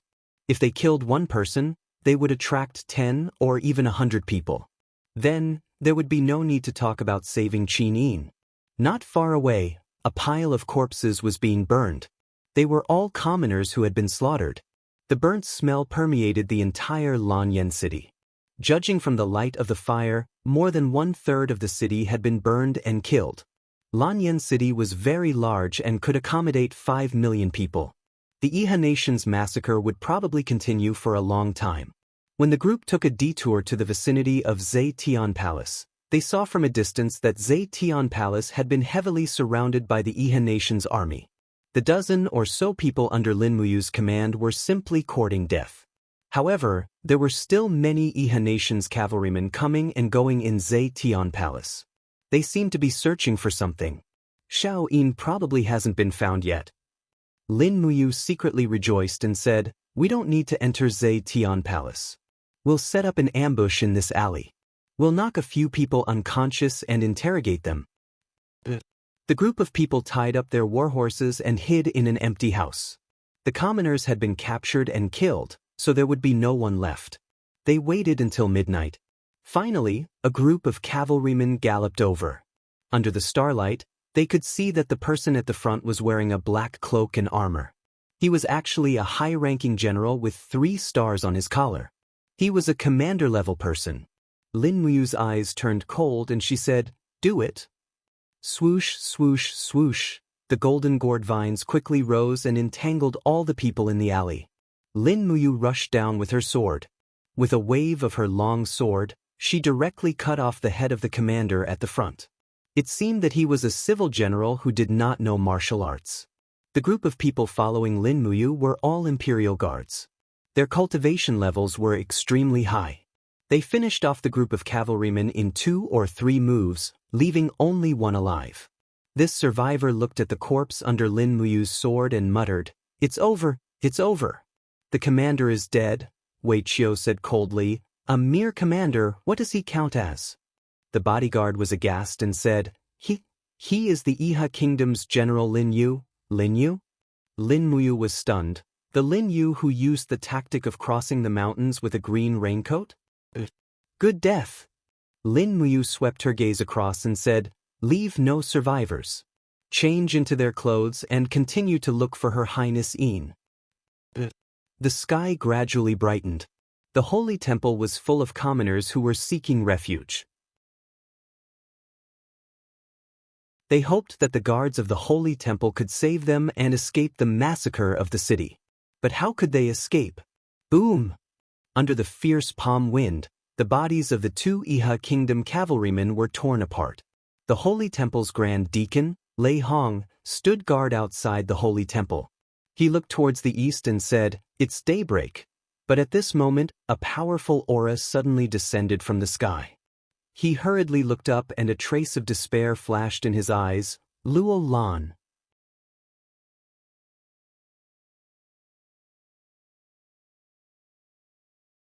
Chapter 304. Luo Lan, who was wearing a golden robe, stood in the air. She looked at Lei Hong with disdain. Divine power surrounded her. She smiled faintly and said, "You are Lei Hong, one of the 2 sacred regions of Lanyan City?" Lei Hong raised a shining iron spear. His eyes were filled with reverence. He said, "Luo Lan, the sacred temple is the temple of the continent's cultivators. Since ancient times, it has not been blasphemed. No matter how many soldiers pass by, no one is allowed to start a massacre in the sacred temple. Iha country massacred the entire city, but definitely not in my sacred temple." "No, I don't kill." Luo Lan's lips curled up. She said indifferently, "I'm only here to meet you, one of the 2 sacred regions of the empire." Lei Hong glanced at the bustling citizens of Lanyan City in the sacred temple. He also saw Guyang, Qin Yan, and the others looking at him. He shouted, "Close the doors of the sacred temple. No matter what happens, don't come out." Qin Yan gritted his teeth. "Grand Deacon," Lei Hong said decisively, "close the doors." Guyang pushed with his palm. Immediately, the doors of the sacred temple closed. Through the gap of the doors, Lei Hong, dressed in a white robe, raised his iron spear high up. The power of the spirit returning art quickly spun. Good. Luo Lan praised twice and laughed. "This is the first time I've met such an opponent since I came to the lower realm." But it's still not enough. I didn't expect that after Qin Yi ascended 200 years ago, the powerhouses in the lower realm would be so weak that a mere Saint Venerable can become the Saint Hall's Grand Deacon. As she spoke, Luo Lan suddenly thrust out with one hand. A blood-red blade came out of her body. First-class martial spirit, demon blood blade. In the next moment, the light of the demon blood blade fell down like a mountain. Bang! Dust rose. The spear in Lei Hong's hand was broken into 2. A blood stain appeared on his shoulder. But he seemed to not feel the pain at all. He suddenly leaped and rushed towards Luo Lan. His left hand was behind his back. He quickly raised his right hand. The second-class martial spirit, Starlight Sword, came out of his body.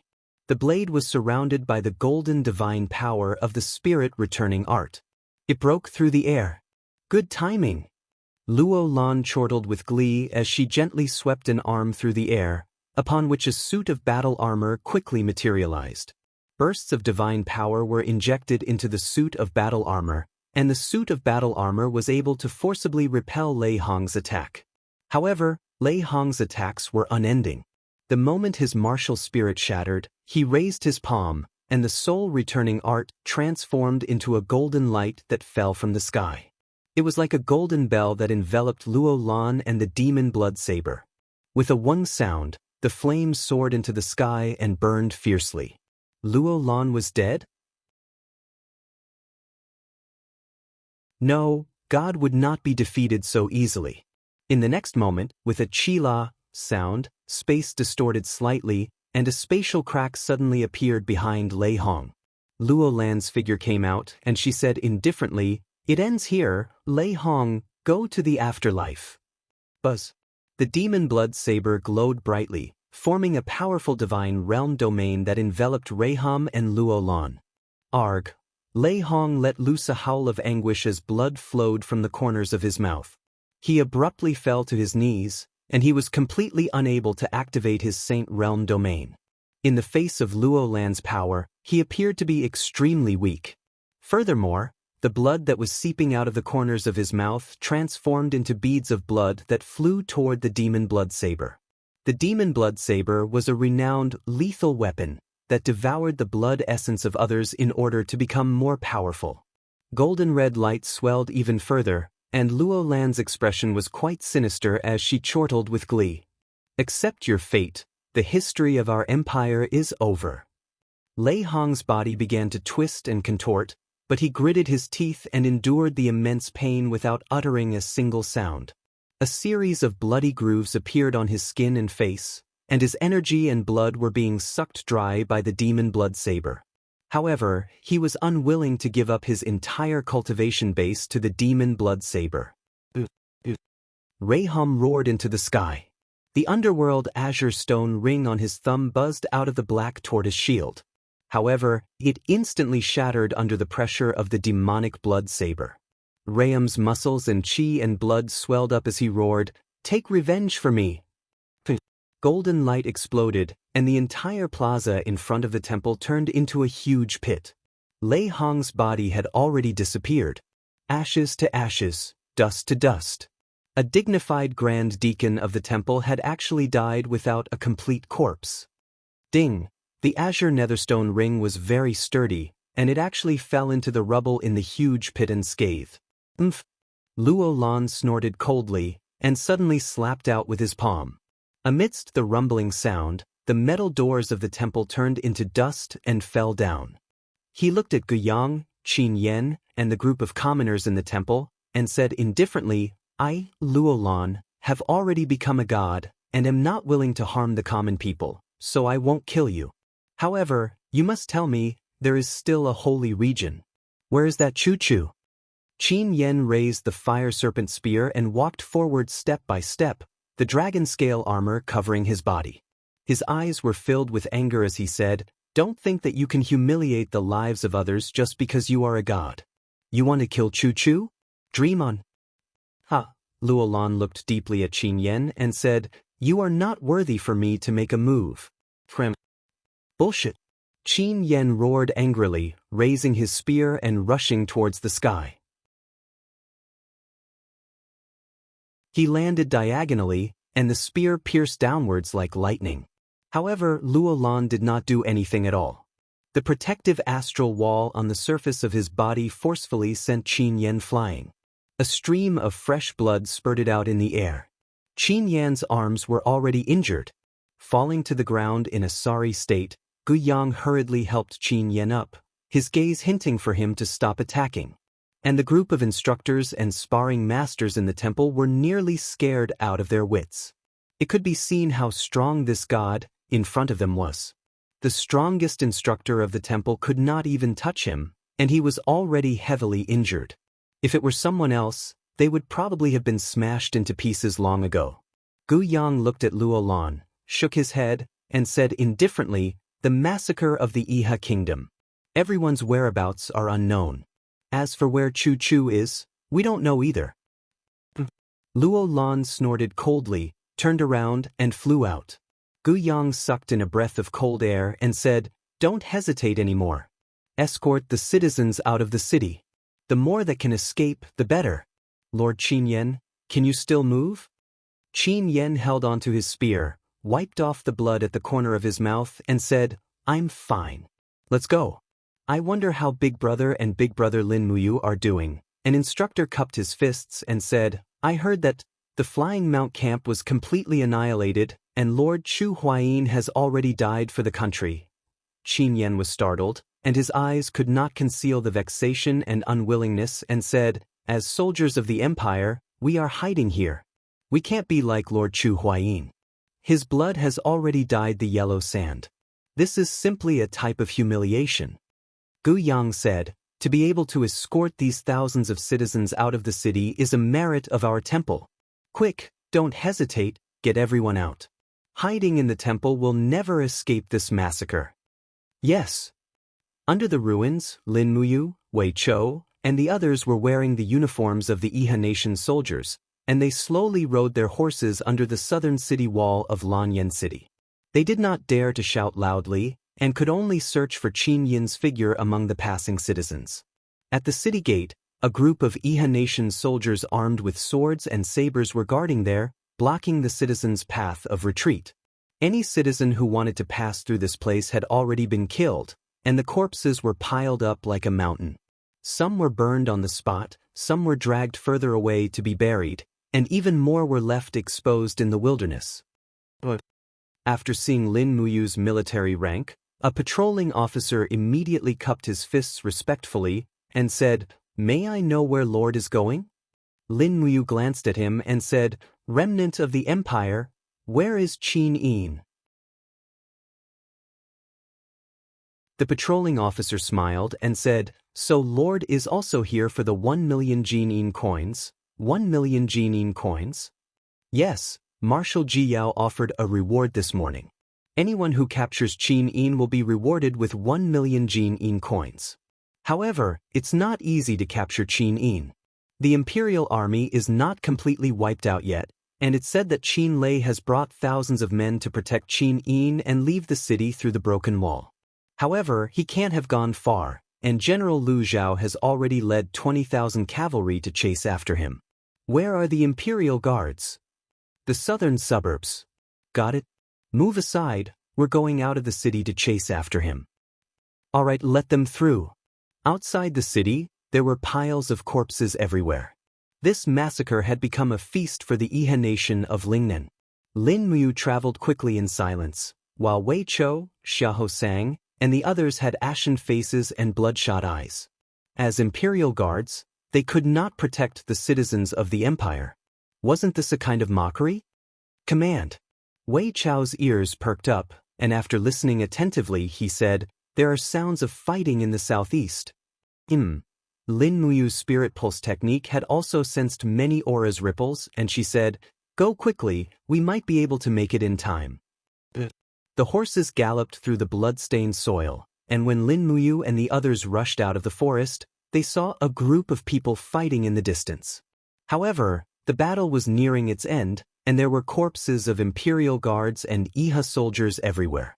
In the open space in the forest, there were hundreds of Iha nation archers holding bows and arrows, continuously shooting at the people in the inner circle. "All right." A mid-ranked officer raised his hand and said, "The Imperial Guards of the Qin Empire are all dead, so let's not waste time here. Let's go and chase after Qin Yin. We must eliminate her." After the hundreds of Iha soldiers left on their horses, Lin Muyu and the others rushed to the battlefield, only to discover that there were many corpses of Imperial Guards around them. At the center, there was a person kneeling there, his entire body pierced with arrows, and the white cloak embroidered with a golden purple flower was already dyed red with blood. White-robed Imperial Guards, it was Qin Lei. Lin Muyu's heart felt as if it had been clawed into pieces. She flipped off her horse and staggered, almost losing her footing. She walked shakily to Qin Lei's side, wanting to hug him, but she realized that there wasn't even a place for her to put her hands on. Qin Lei was kneeling there, his entire body pierced with arrows, and his neck had also been pierced by 7 to 8 arrows, causing blood to flow. Big brother Qin Lei. Lin Muyu's voice trembled, and she was almost unable to speak. Qin Lei did not die. He closed his eyes, and his tears mixed with blood flowed down. He cried and said, "Is it you, Lin Muyu? I can't protect her anymore, I can't protect her anymore."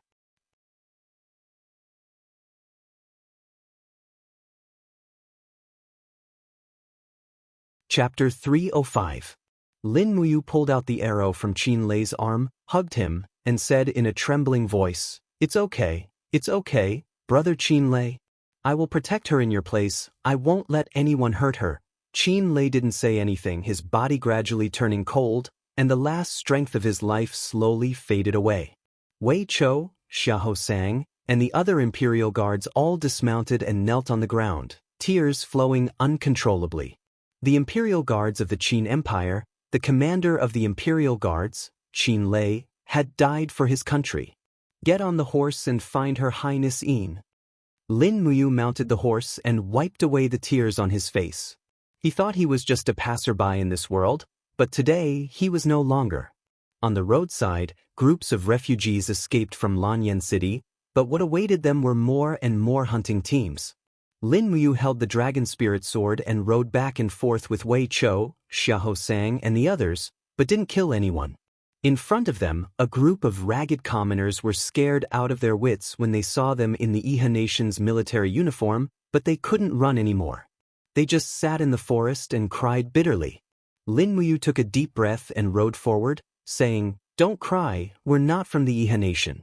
Let me ask you, do you know where Her Highness Qin Yin is?" You're not from the Iha nation?" A young girl about 20 years old asked while crying. "Yes, no, we're the Imperial Army, but we've changed into the Iha nation's uniform." "Then you—" The young girl suddenly burst into tears, rushing forward and waving her fists to hit Lin Muyu, crying and saying, "You trash! What Imperial Army? You actually let the dogs of the Iha nation kill so many innocent commoners. You're not the Imperial Army, you're just a bunch of trash, a bunch of useless trash." Lin Muyu endured her beating without saying a word. Perhaps she deserved it. Every imperial soldier had an undeniable responsibility for the fall of Lanyan City. On the side, Wei Chou's eyes were cold, and he shouted in a low voice, "Enough! Do you think we don't want to fight? Do you think we have fewer casualties? Do you know that the 17,000 soldiers of the Flying Mount Battalion have already been annihilated? Do you know that in order to save you, only 1,000 of the 20,000 soldiers of the Empire were left in the Longdan army camp? Do you know that the commander of the Imperial Guards, Qin Lei, and the commander of the Flying Mount Battalion, Chu Huaying, have already died for their country? Do you know that the person you are fighting has killed hundreds of Iha soldiers? Yes, you're all civilians. You can choose not to participate in the war, but Lanyan City is our home. No one can shirk the responsibility for the destruction of our home. We're soldiers, and it's our duty to fight for our country. But please don't humiliate our dignity as soldiers." The young girl stood there in a daze. After a long while, she sobbed and said, Can we still go home in the future?" "I will." Lin Muyu said softly, "Lanyan City will definitely be recovered. It won't take long. Run as far as you can. When you hear the news that Lanyan City has been recovered, you can go home." "Thank you, my lord." "Let's go." The group of civilians stood up and left. At this moment, an old man holding a horsehead zither came over and said, "My lord, the person you're looking for is Her Highness Qin Yin. This old man doesn't know her, but I saw a group of people just now. Among them, there was a woman with an extraordinary bearing. She didn't look like a woman from an ordinary family, and she was holding a zither that looked very expensive." "A zither?" Lin Muyu was stunned and asked, "Where is she?" "She's in the forest to the east. It happened a few minutes ago." "Okay, thank you, old man." Lin Muyu glanced at Wei Chou and the others and said, "Full speed ahead. We found Xiaoyin." But more than a dozen people passed through the forest. Further ahead, there was indeed a group of refugees. There were about 200 people, and all of them were staggering. Lanyan City was huge, and the moment they escaped from Lanyan City, they were already exhausted. Yet, they still had to suffer the pursuit of countless Iha Kingdom cavalry. An old woman turned around and saw Lin Muyu and the others. She immediately shouted in terror, "Oh no, oh no, the Iha Kingdom demons are here again. They're here again." However, no one seemed to be able to run. One of the middle-aged men held a shovel and said, "Fight them to the death." Yes, fight them to the death. As Lin Muyu galloped over, the man with the shovel suddenly bent down and swept the front hooves of Jedi. However, Jedi was a fine horse bred in the endless forest, and he leaped to avoid it. Lin Muyu quickly turned back and whispered, "Don't attack, we're not Iha Kingdom soldiers." However, the sound of a sword being unsheathed came from behind. Lin Muyu suddenly turned back and saw the golden god-binding chain's martial soul hovering around the blade. He hurriedly lifted his cloak and shouted, "Xiaoyin, it's me." Qin suddenly cried out, and the zither in her hands fell to the ground. She leaped into Lin Muyu's arms and cried loudly, but she didn't say a word. Lin Muyu hugged Qin and gently stroked her back. After nearly 10 minutes, Qin finally raised her head and said, "Yanlan City has fallen. The empire no longer exists. No, the empire will be rebuilt, and our home can be rebuilt, but we can't lose confidence." Lin Muyu looked at her deeply and said, "Xiaoyin, you must be strong. All of us are waiting for you to lead us to rebuild the empire." Qin responded with a whimper, and her tears fell uncontrollably. "How is Yanlan City?" "All 4 sides of the city wall have fallen," Lin Muyu said in a trembling voice. "Chu Huayin died for the empire. Qin Lei also died for the empire." Qin Yin's body trembled slightly, and she looked in the direction of Yanlan City with teary eyes. "What happened to the empire? Brother Yu, do you have any news of Commander Feng Jixing?" Lin Muyu shook her head and said, "Xiaoyin, do you have any news of Chu and Chief Deacon Lei Hong?" "Chu Yao, do you know anything?" Qin said, "Chu was originally with us, but in order to divert the attention of the volunteer soldiers, we got separated. Chief Deacon Lei Hong escorted the medical officers of the Spiritual Medicine Department to seek refuge in the Holy Temple. Sister Chu Yao is among them, but I heard that Luo Lan, the God State expert, has already gone to the Holy Temple. I'm afraid Sister Chu Yao will be fine," Lin Muyu said blankly, but even she couldn't convince herself with these words. At this moment, Wei Chou suddenly said in a low voice, "Commander, there are people coming. They are from the Iha nation, and there are at least 1,000 cavalrymen. What should we do? If we leave, I'm afraid Princess Yin and the people will." "We won't leave," Lin Muyu said indifferently. "Even if we die, we must protect this group of people. But don't act rashly. We can't beat 1,000 cavalrymen." Lin Muyu turned her horse around and walked over to the Iha nation soldiers. There was a captaincy in this group, and when he saw Lin Muyu's military rank, he immediately cupped his fists and smiled. "So it's the general here. This subordinate is Captaincy Ding Shi of Sunset City. I wonder why the general is here, with a group of traitors of the empire?" "So it's General Ding Shi." Lin Muyu smiled and said, "I've been fighting non-stop these days, and my body is a little tired. When I chased here, I found a zither girl in the crowd who knows how to play music, so, I stayed behind to listen to her play a few songs."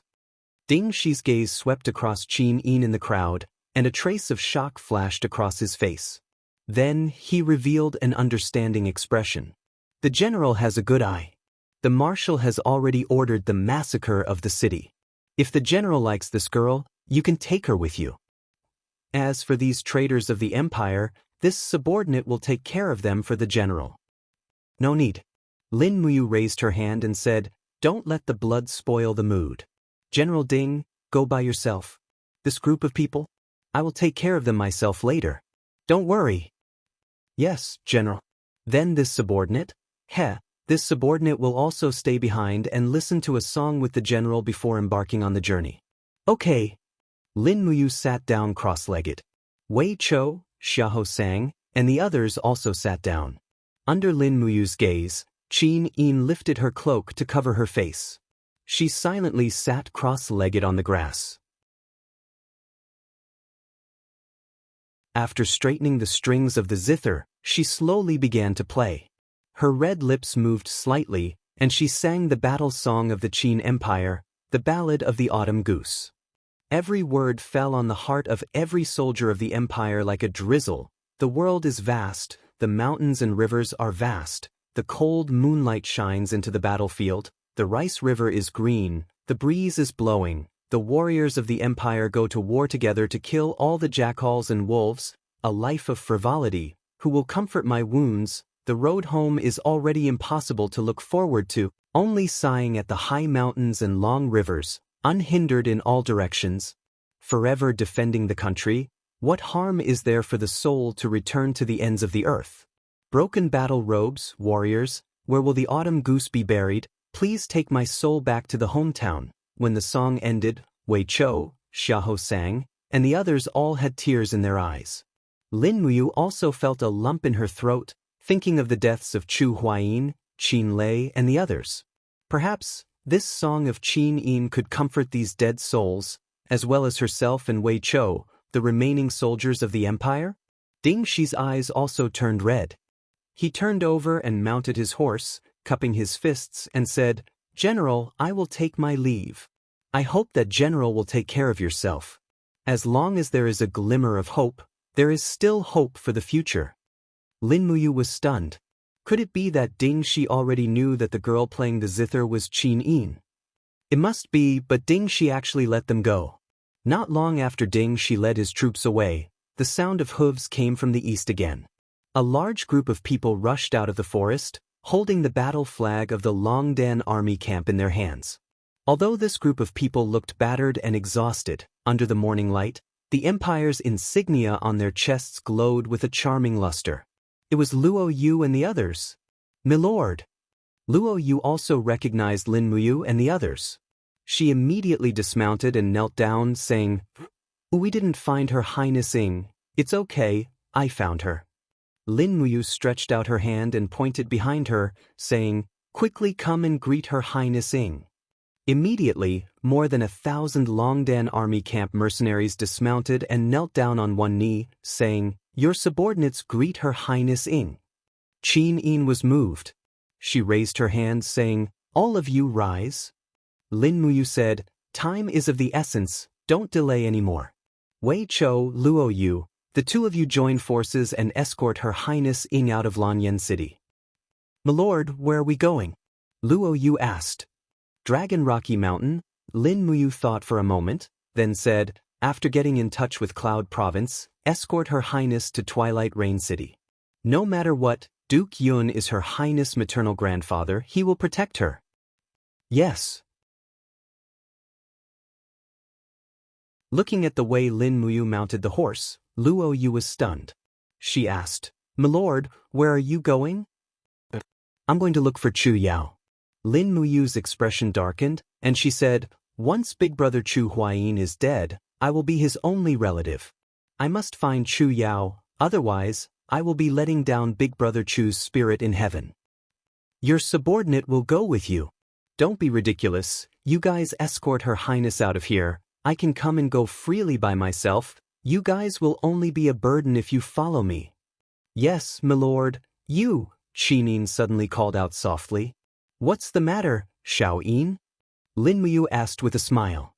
Although Qin Yin's heart was filled with unease, she smiled slightly and gave him her best look, saying, "The mountains are long and the rivers are far, we will meet again if fate allows it."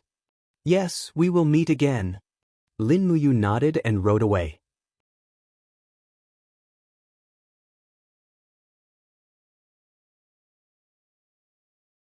Chapter 306.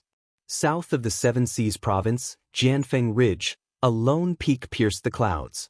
Banners fluttered at the foot of the mountain. The Jianfeng Ridge Barracks was also one of the 3 major garrisons in the Seven Seas province. There were 70,000 soldiers stationed at the Jianfeng Ridge Barracks, and they surrounded and protected each other with the Seven Seas Pass. The real purpose was nothing more than to prevent Lanyan City from suddenly attacking. But now, the empire no longer existed, and this army seemed to have become a barrier against the iron hooves of the Iha nation. Thud, thud, amidst the sound of hooves, a snow-white steed galloped over from the official road. On the back of the steed was a beautiful young lady in a black cloak. Under the moonlight, her eyes were filled with anxiety and helplessness. When she arrived at the barracks gate, a group of soldiers immediately surrounded her and shouted, "Who are you? How dare you trespass into the Jianfeng Ridge Barracks?" Tang Xiaoxi flipped off the steed, and a beautiful face appeared in front of everyone. A 10-man squad leader immediately knelt down with his spear and said, "Princess Shi." Immediately, everyone knelt down in a circle. Tang Xiaoxi looked at everyone indifferently and said, "Bring me to Commander Tang Zhen of the Jianfeng Ridge Barracks." Tang Zhen was promoted to the commander of the Jianfeng Ridge Barracks after the Battle of Demon Subduing Pass. He was considered one of the important generals of the Seven Seas City. When Tang Xiaoxi rode the steed to the front of the central tent, Tang Zhen had already come out to welcome her. He cupped his fists and said, "Subordinate Tang Zhen greets Princess Shi. May I know what brings Princess Shi to the Jianfeng Ridge Barracks?" "Commander Tang Zhen, please send troops to reinforce Lanyan City," Tang Xiaoxi said resolutely. Tang Zhen sighed and shook his head. "It's too late. Just this afternoon, we received news that Lanyan City has been breached. Her Highness Qin Yin is missing. The Flying Mount Camp and the Imperial Guards have been annihilated. It's said that Chu Huayin and Qin Lei died in battle. Feng Jixing led 30,000 Imperial Guards out of the encirclement." "What?" Tang Xiaoxi retreated a few steps and fell onto her steed. This news was like a bolt from the blue, and she couldn't accept it. "Princess Shi, are you all right?" Tang Zhen asked with concern. Tang Xiaoxi felt a sharp pain in her chest. She clutched her chest and frowned. "Where's Mu? How's Lin Mu?" Tang Zhen said, "Lin Mu led 15,000 Longdan army camp soldiers to a bitter battle with Long Qianlin's main force outside the city's north. After killing 70,000 volunteers, the entire army was annihilated. Lin Mu's whereabouts are unknown." Tang Xiaoxi felt as if she had been struck by lightning. She stood there dumbfounded, and tears streamed down her cheeks. "Princess Tang Zhen wanted to say something but stopped. "This morning, this general had received Duke Lan's letter and ordered me to hold back no matter what. Without his orders, I cannot even deploy a single soldier." Tang Xiaoxi took out a token from her bosom. It was an iron order of the Tang sect. She said, "Tang Zhen, I order you to immediately deploy 50,000 soldiers to Lanyan City with me. In addition, send the winged cavalry to the Demon Subduing Pass and send an order to Ling Hu Yen. Order her to deploy 100,000 Demon Clan troops to reinforce Lanyan City with us." "But, Princess, what? Do you want to disobey the Iron Order of the Tang sect? Are you still a general of the Tang family? Are you still a general of the Qin Empire?" I. Tang Zhen gritted his teeth and said, "Yes, sir." Tang Xiaoxi's beautiful eyes looked at the stars in the southern sky. "It was dim there," she murmured. "Mu Shaoyin, you must hold on until I come. Don't die." In Lanyan City, there were ruins everywhere. It was a mess. Lin Muyu's nose was filled with the strong smell of blood. He rode slowly on Tongtian Street. On the street, there were piles of cold corpses, and flies were flying. Farther away, the soldiers of the Iha kingdom were holding a banquet. They surrounded a group of women in Lanyan City and roasted them with bonfires. They listened to the screams of the girls for fun. Lin Muyu clenched his fists, and the golden martial soul lingered on his arms. But he held back in the end. Yes, he had more important things to do. He could not die here. He quietly came to the holy temple, only to find that it was already on fire. The fire was blazing, just like the fire of Huaxi in the distance. The entire imperial capital was in a state of death. In front of the temple, there was a huge crater. Lin Muyu furrowed his brows. His spirit pulse technique detected traces of spiritual energy coming from the rubble. He dismounted from his horse and rummaged through the rubble. Finally, a pitch-black nether stone thumb ring appeared in front of him. This was the gift he gave to Lei Hong. Lei Hong had once said that he wouldn't throw this thumb ring away even if he died. A rather familiar aura filled the air. This was the aura of Lei Hong's power. But Lin Muyu could not feel Lei Hong's life force. He had already disappeared with the wind. Holding the thumb ring, the cold wind blew on his face. His body trembled slightly, and he felt an indescribable heartache. He slowly knelt in the rubble and curled his body in pain. He was like a shrimp, shivering miserably in the cold wind and crying softly. Lei Hong had died in battle, and the holy temple had been burned to the ground. But where was Chu Yao? After a long time, Lin Muyu stood up in the rubble again. Beside him, the Jedi warhorse snorted, waiting for its master's orders. This was indeed a good horse. It had not eaten for a few days, but it still had a lot of energy. Jumping on the horse, Lin Muyu came to the front of the spiritual medicine division. But he found that the door of the spiritual medicine division was already broken. He slowly urged the horse in, but there was no one. The main hall of the spiritual medicine division was filled with corpses. Almost all the pharmacists had been killed, but there was no corpse of Chu Yao. "Don't kill me, don't kill me." Suddenly, a voice came from the medicine cabinet in the corner. Lin Muyu walked forward and said indifferently, "Come out." But the person was still trembling and begging, "Don't kill me, don't kill me." In a fit of rage, Lin Muyu raised her sword and slashed the cabinet open. Behind her was a man hugging his knees, trembling uncontrollably. His shoulder was covered in blood, as if he had been slashed by a sword, and he looked rather familiar. It was Luo Bin, the son of Minister Luo Xing. "Luo Bin?" Lin Muyu looked at him coldly and asked, "Why are you hiding here?" Luo Bin also recognized Lin Muyu, and hurriedly crawled over to hug the front leg of the Jedi warhorse. "Lin Muyu, take me away, take me away. I don't want to die, I don't want to die." Lin Muyu looked at him in disgust. "I'm asking you, where did Chu Yao go?" "Jiao? Chu Yao left with Qin Yan and the rest. They are being chased, to the south gate." "South gate?" Lin Muyu snorted coldly, turned his horse around, and left. People like Luo Bin should be left to fend for themselves. The night passed quickly, and when Lin Muyu arrived at the south gate, he found that there were only some Iha country guards here. He didn't see Qin Yan, Chu Yao, and the rest. "Milord, are you patrolling at night?" a guard asked respectfully. Lin Muyu didn't speak, but the spirit pulse technique transmitted a threatening power he had never felt before. A vast domain descended from the sky, and he hurriedly raised his head to see a person walking through the air, and a palm filled with divine power came crashing down. It came too quickly. Lin Muyu hurriedly leaped off the horse's back with falling star steps. However, she only heard a cry of agony. The Jedi warhorse had been smashed into pieces just like that. Her heart ached. At the same time, she raised her head and saw that the person was floating in the air. His golden robes fluttered in the wind as he looked at her with a pair of eyes filled with disdain. "Luolan, it was you who killed Great Deacon Lei Hong?" Lin Muyu said coldly. Luolan smiled faintly. "It was me, but, compared to Lei Hong, I want to know how capable you, one of the 4 heroes of Lan Yen, are to be put in such an important position by that old dog Qin Jin." "Bastard!" Lin Muyu knew that he couldn't escape, and could only fight with his life on the line. He swung his blade, and increased his battle energy to 100%. With a shout, the blood in his body boiled, and the golden gourd martial soul's light shot into the sky. For a moment, the world spun, and the universe reversed. It was as if all the power in the world could be used by him. 6 glorious heavenly calamity. "Yo, fighting with your life on the spot?"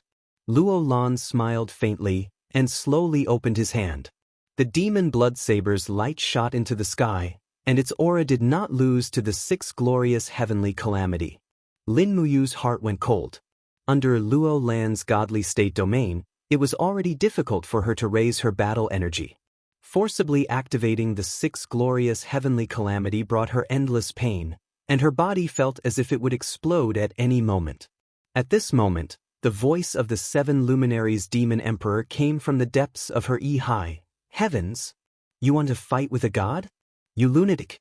Lin Muyu roared, do I have any other choice? Help me. The seven luminaries demon emperor sighed sorrowfully, I owe you my whole life. This time, I'm really going to be dragged down by you. It's a pity that I've just cultivated a complete godhead, sigh. Suddenly, the seven luminaries demon emperor let out a shrill cry, and immediately, Lin Muyu felt strands of divine power entering her high. The strands of golden warmth quickly flowed into the long sword, and increased the power of the sixth glorious heavenly calamity. Come on. Luo Lan looked at him as if he was facing a formidable enemy, and laughed heartily. That old dog Qin Jin has sealed the wind, rain, thunder, and lightning generals, so I'll just kill them all. The demon blood saber met the dragon spirit sword that was strengthened by the golden gourd. Boom! There was an explosion, and the entire South City Gate was once again corroded. Even many of the Iha Nation soldiers who could not dodge in time were swallowed up by the divine power. The demon blood saber emitted a strong devouring power, causing the divine power in Lin Muyu's body to quickly dissipate. This sixth glorious heavenly calamity was defeated. Spitting out a mouthful of blood, Lin Muyu felt a burning pain in her shoulder. The demon blood saber's cold light had actually cut into her body, and blood flowed out. Ah! He roared angrily, and continued to press down the dragon spirit sword with all his might. With a bang, it slashed through the air at Luo Lan's righteous chi, but at the same time, the power of the sixth glorious heavenly calamity left the blade. Light-splitting slash. Luo Lan let out a muffled groan, and looked at the sword wound on his chest in disbelief. Blood gushed out wildly.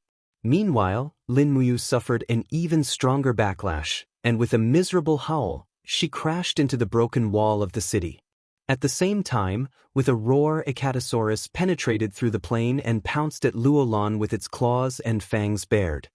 Evil creature, die! Luo Lan's 5 fingers were like claws, and with one strike, it pierced through Ecatosaurus's head and directly crushed the crystal core. Ecatosaurus, dead. This attack did not stop. Luo Lan looked at the heavily injured Lin Muyu with a ferocious expression, and with absolute crushing strength, he suddenly stabbed his 5 claws into Lin Muyu's chest. Blood spurted out, and he cackled, "You are just a piece of trash. What right do you have to think that you can change the laws of this world? Pa, I am a god, only I can set the laws of this world." The light in Lin Muyu's eyes was the light of destruction and despair. He looked at Luo Lan and lightly said, "Kill me. If this world cannot destroy me, then I will definitely destroy this world." Blood flowed, and Luo Lan grabbed Lin Muyu's heart and directly crushed it. That wisp of spiritual sense finally dissipated, and Lin Muyu could no longer see anything. Emptiness. Everything returned to emptiness. Was this the feeling of death? Ecatosaurus's corpse lay quietly next to its master's corpse. The red crystal scales on its body rapidly melted into blood, enveloping Lin Muyu's body, and condensed into dark red ice crystals. In the next moment, the ice crystals crazily devoured everything around them, and even Luo Lan was forced to take a few steps back. In the blink of an eye, Ecatosaurus's corpse had become a giant ice crystal with a radius of 10 meters, lying in the rubble of the south gate of Yanlan City. Vaguely, a human figure could be seen lying in the red ice crystal, motionless, without a sound. Lin Muyu, dead in battle. End of the first volume, Falling Lilies and Falling Lilies. Notes: Falling Lilies and Falling Lilies, Hun, refers to flowers falling from trees, some falling on mats, and some falling into manure pits. It means that people are born unequal, some born in the royal family, some born in the poor. Many people are born with different responsibilities than others, and Qin Yin's name comes from this idiom. Qin Yin is like a flower on a tree, falling into the royal family, but also has to bear a completely different fate. Next, I welcome everyone to continue reading the second volume, Silver Flowers. A new chapter in history is about to open.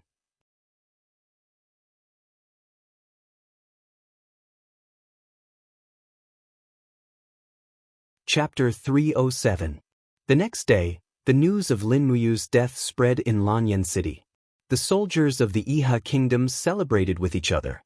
To them, Lin Muyu was like a mark of death. What kind of person could kill the 70,000 elite soldiers of the Iha kingdom with only 15,000 soldiers? With the death of Lin Muyu, the Longdan army camp was gone, and the nightmare of the Iha kingdom was gone. On April 15, 7731 of the Empire calendar, Lin Muyu, one of the 4 heroes of Lanyan City, died in battle. At this point, no one in Lanyan City dared to resist the soldiers of the Iha kingdom. The Qin Empire was officially destroyed on this day.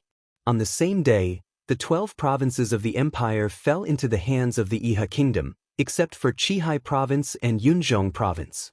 The Iha kingdom was officially established, and the capital was set in Bailing City in the Lingnan. The people elected Qin Yi, the prince of Zhenan, as the commander-in-chief, to command the world. 3 days later, Qihai City and Muyu City sent letters of submission at the same time. Tang Lan and Su Muyun had already recognized Qin Yi as the commander-in-chief. At this point, the world was unified and belonged to the Iha kingdom.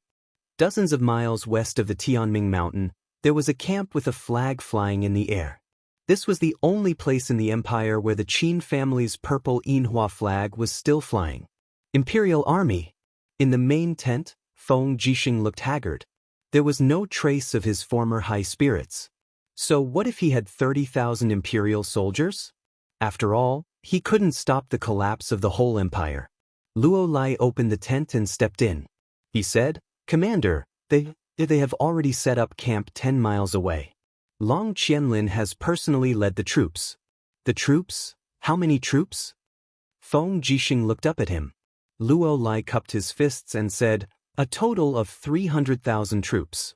Feng Jixing felt a chill in his heart. He murmured, "What other news?" Luo Lai said, "Chu Huayin and Qin Lei died in battle. In addition, I received news this morning that Lady Lin Muyu." "What happened to you?" Feng Jixing shuddered. "Master Lin Muyu was killed by Luo Lan 3 days ago. He self-destructed at the south gate of Yanlan City.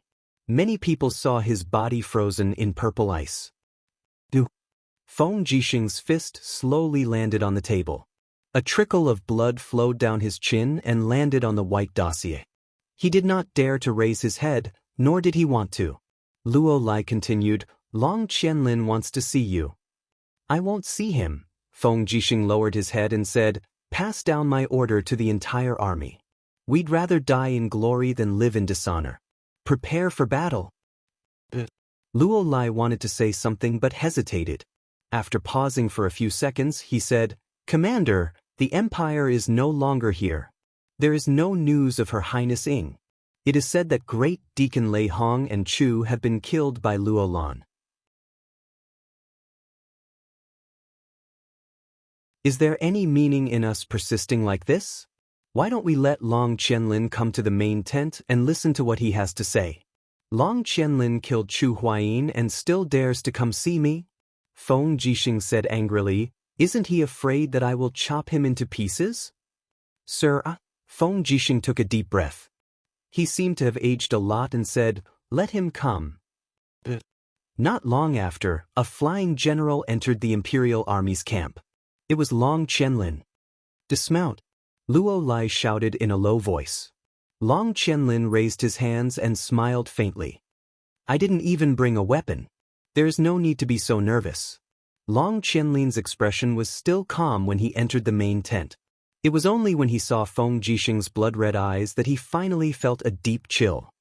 "Are you here to die?" Feng Jixing said indifferently as he wiped his saber. Long Qianlin turned around and sat down on a seat. "General Feng, the empire has lost. Are you still unwilling to accept this fact?" "Accept?" Feng Jixing laughed wildly. "You destroyed everything I had, and now you want me to accept it? You killed my Feng Jixing's brothers. You killed my Feng Jixing's Emperor, and you want me to accept it? Long Qianlin, you bastard, how can I accept it? You are a general of the empire. You helped a tiger and slaughtered the people of Lanyan City. Aren't you afraid of retribution?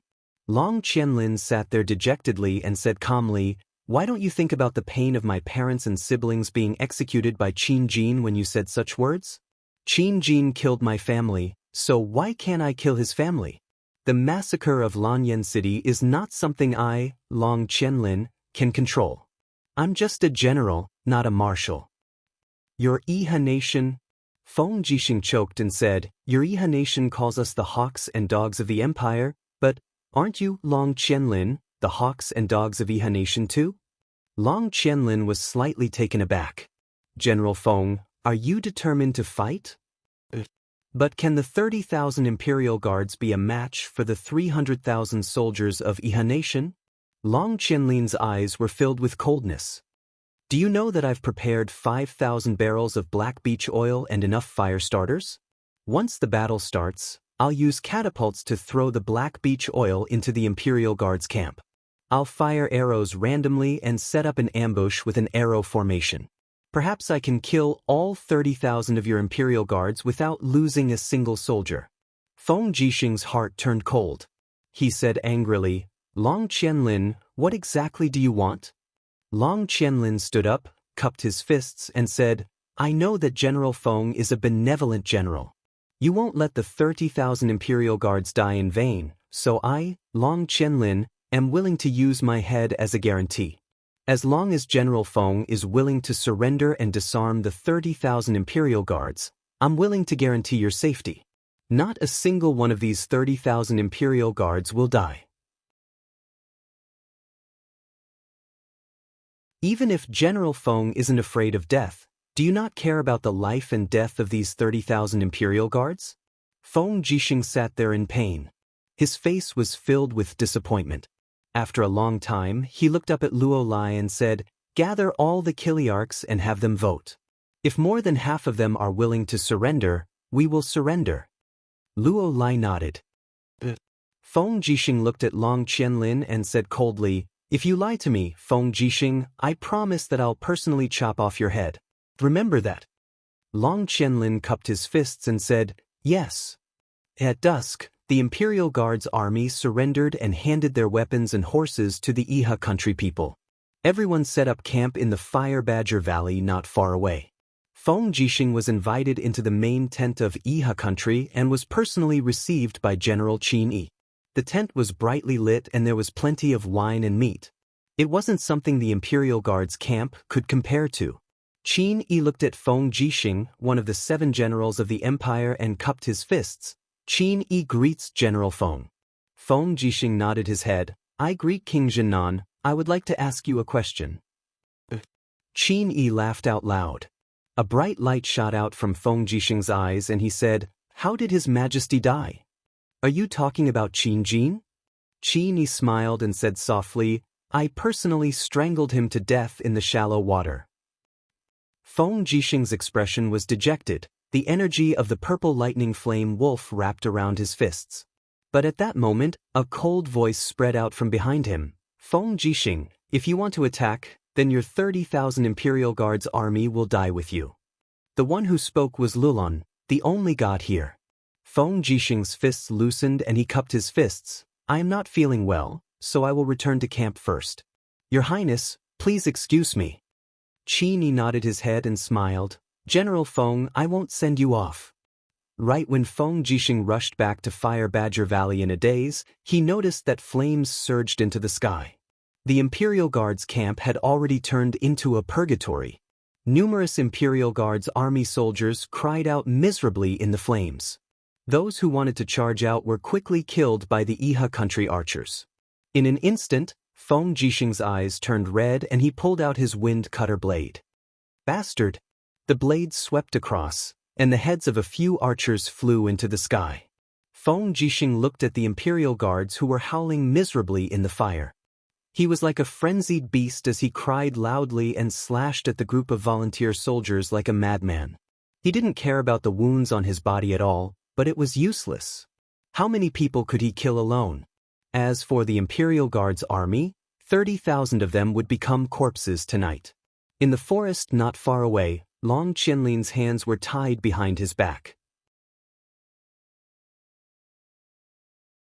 He was tied to a tree and the flames shone on his ashen white face. Tears flowed down his face as he shouted, "Ji Yao, why did you lie to me? Why did you lie to me?" Ji Yao's gaze was ice cold. "General Long, you are one of the founding fathers of Yihe country. Remember this forever. If Feng Jixing's 30,000 Imperial Guard's army doesn't die, Yihe country won't be stable." "Bastard, you bastard!" Long Qianlin roared, "Someone untie me. Save them. Hurry up and save them." But none of the soldiers dared to move. Ji Yao said coldly, "Long Qianlin, I'm not as good as you when it comes to commanding troops and fighting battles. But when it comes to making decisions, you're just a hothead. Learn well. I brought these brave soldiers from Lingnan. Do you think they will listen to you, a temporary general, instead of me?" Long Qianlin looked powerlessly at the flames in the distance. It was chaos there. Miserable cries mixed with the sound of the wind. Tears streamed down his face as he roared at the sky. "Feng Jixing, I, Long Qianlin, can't repay this debt of blood even if I'm cut into 1,000 pieces." Throughout the night, when the flames were extinguished, the soldiers' cries could no longer be heard. Feng Jixing's armor was badly damaged by the flames. He sat on a pile of corpses in a daze. The wind cutter in his hand was nowhere to be seen. He stared blankly into the distance and murmured, "Bastard, bastard, bastard." He slowly stood up and found his wind slasher saber. Then he began to dig the soil. After digging a pit, he dragged a few corpses of the Imperial army that had been burnt beyond recognition and buried them. He repeated this process repeatedly, as if he was a machine that did not know fatigue, until the web between his thumb and forefinger split open and blood flowed down the wind slasher saber. Amidst the lingering smoke, Long Qianlin couldn't bear to watch anymore. He turned to the soldiers beside him and said, "Send him food every day. I'm afraid that if we don't bury all 30,000 Imperial Guard's army corpses, Feng Jixing won't be willing to say another word to anyone." "Yes, General." At this moment, a messenger galloped over from afar. His face was filled with shock as he said, "General, something bad has happened." "What's the matter?" "A large number of Qihai City and Demon Race troops have appeared outside the southern city of Lanyan City. There are a total of 150,000 of them. They seem to be led by Tang Xiaoxi and Tang Jin from Qihai City. The commander has ordered me to summon you back to command the brave soldiers to resist the enemy." "Resist the enemy?" A chill flashed across Long Qianlin's eyes as he said, "Does Yihe country still want me, Long Qianlin, to serve them?" You're tuning in to the Journey of the Soul YouTube channel.